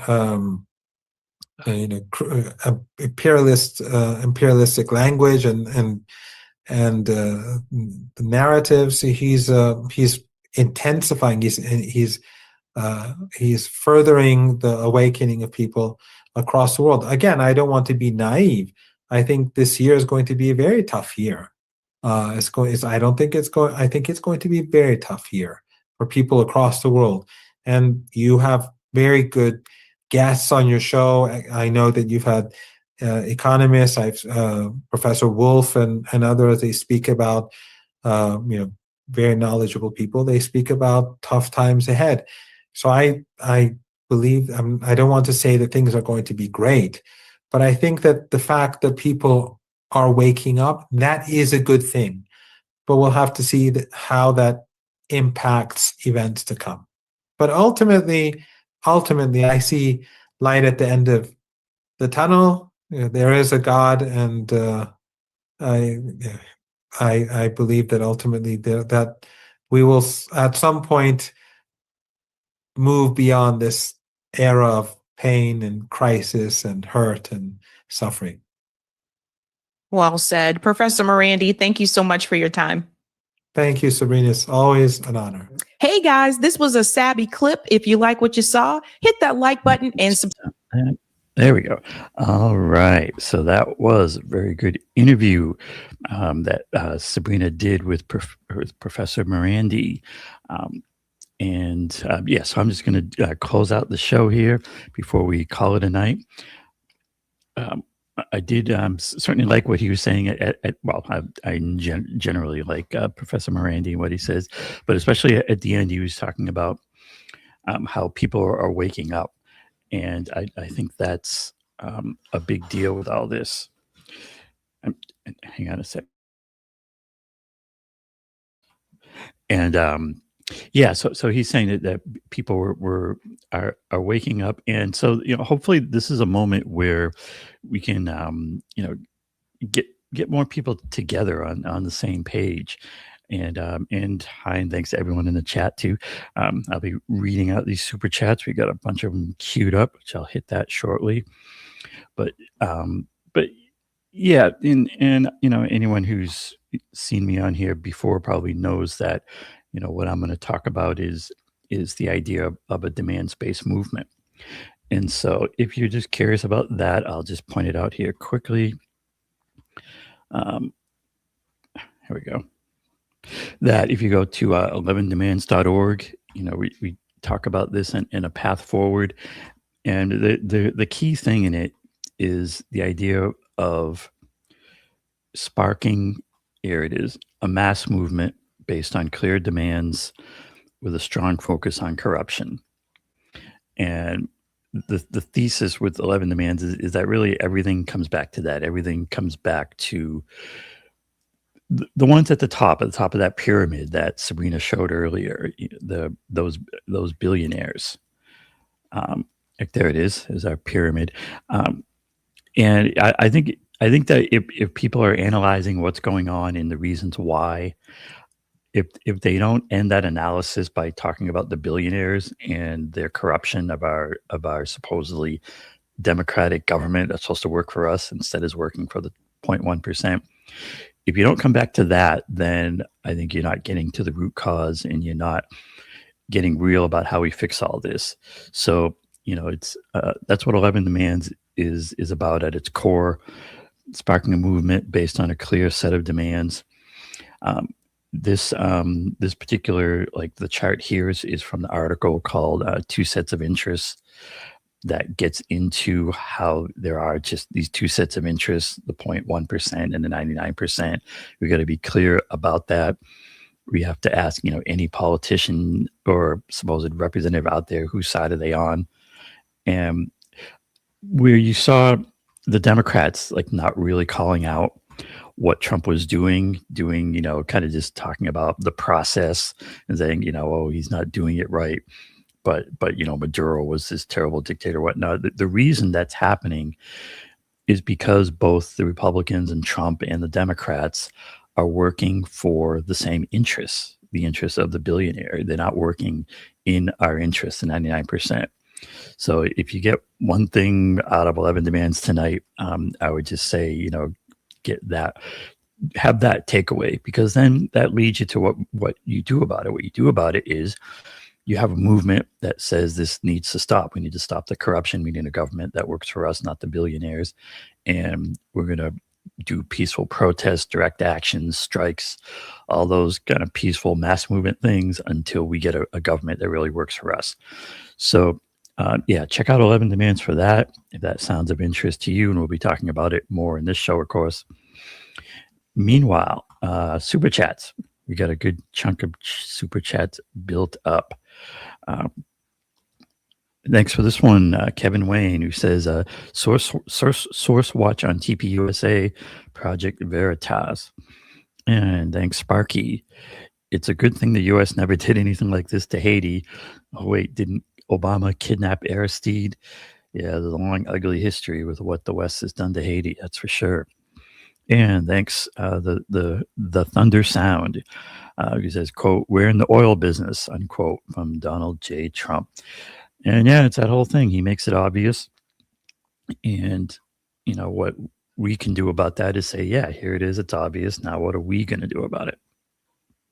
And thanks for this one, Kevin Wayne, saying it's pronounced Berlitic. All right, we'll keep that in mind. Thanks for the super chat, Brad Gilbert. He says, Israel points to Maduro, points to SDNY, points to Epstein, and points back to Israel. All right.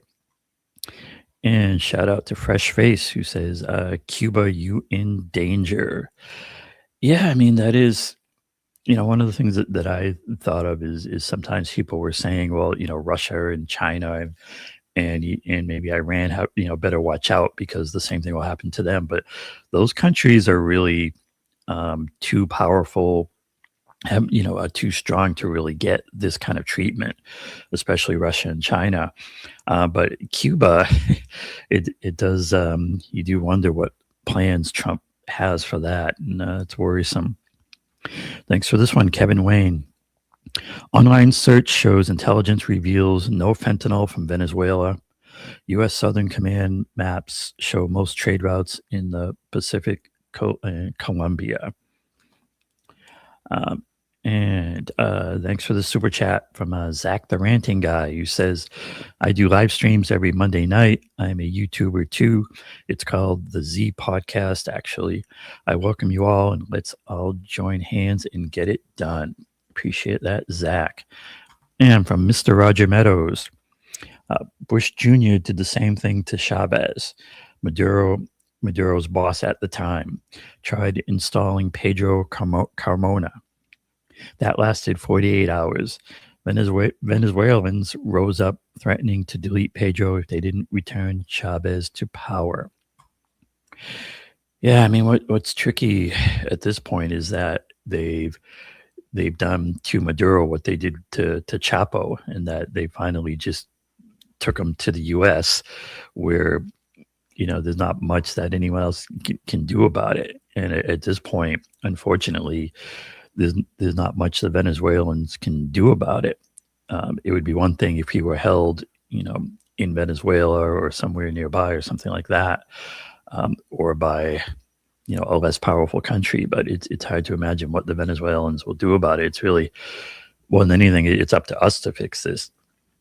I mean, I would say that, you know, a good demand at this point would be to, you know, impeach Trump now. And, you know, I almost hate saying that because it's been part of the red-blue game where, you know, the liberals and Democrats, you know, did the big impeachment thing, and it was all just a show and a game. But it's not a show and a game anymore. And, you know, it does seem like the danger level has risen enough in real terms that Trump really does need to be impeached, just on a sheer dangerousness level to the country and to the world. Thanks for the super sticker, unemployed scholar. And you know, the other question with Venezuela is where is the vice president, who I guess is in charge now? You know, where is she at? Is she going to be more cooperative with the U.S. and with the West, and start turning over Venezuela's natural resources, which is what this game is really about? And I guess time will tell for that question. Thanks for the super chat, AdKid, who says, Sabby, salute, much love, respect for the 319K subs. Do you think anything can change the current levels, the current events in Venezuela? We need a Superman or a Superwoman.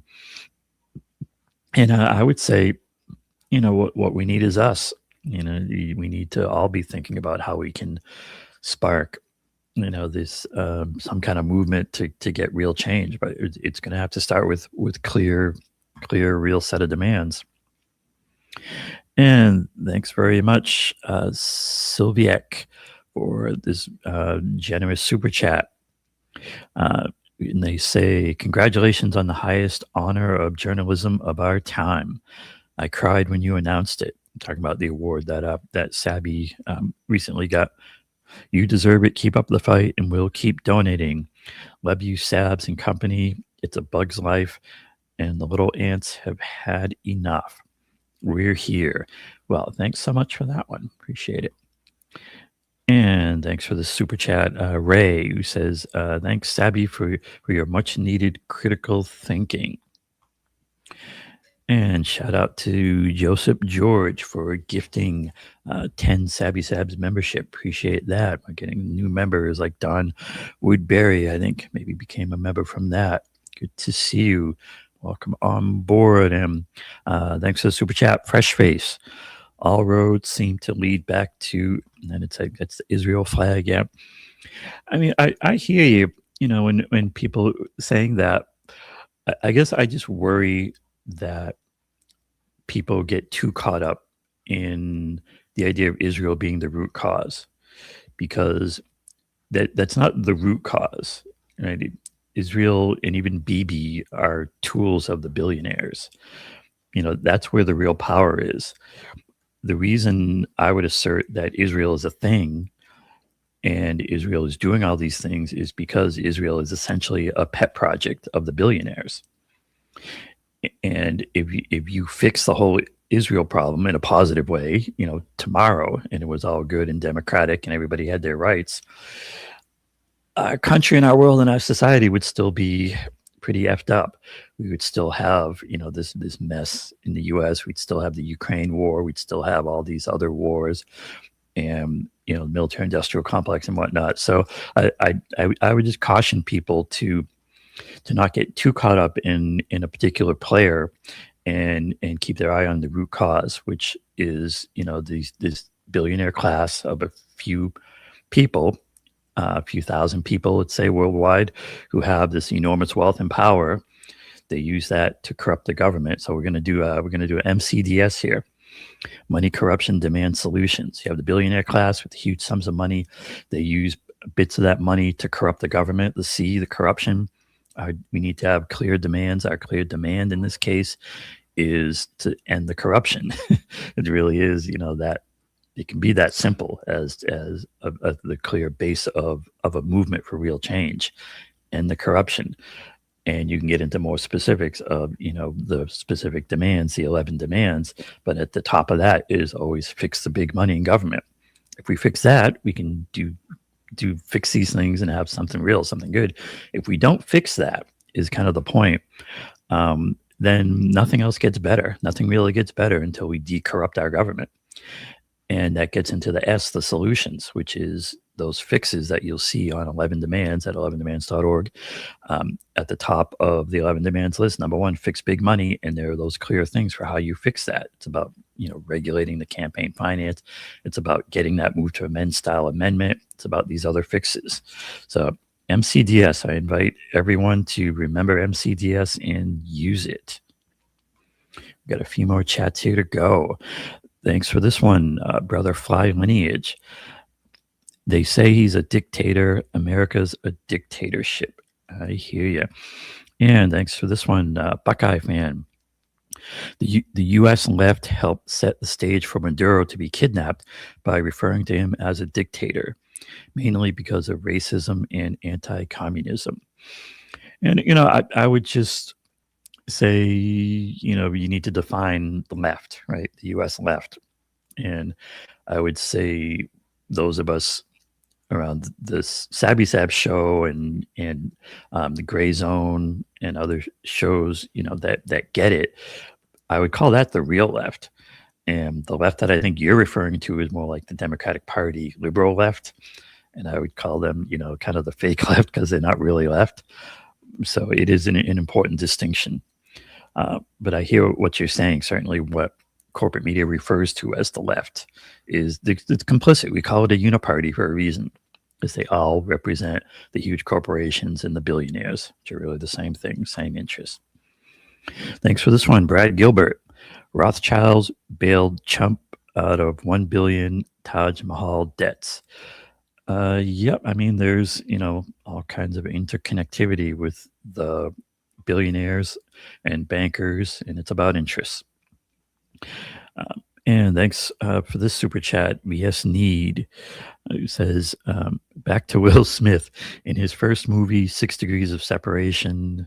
Then there's a face there, just saying. All right. Thanks for that one. And thanks for this super chat.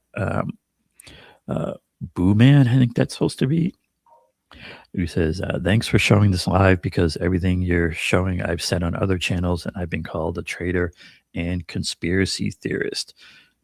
All right. Well, we like to, to get stuff out there. And also, I'll give you, for those who are still watching at this point, I'll give you a little heads up. I can't promise, but we're probably going to have Max Blumenthal on next week. We're working on it.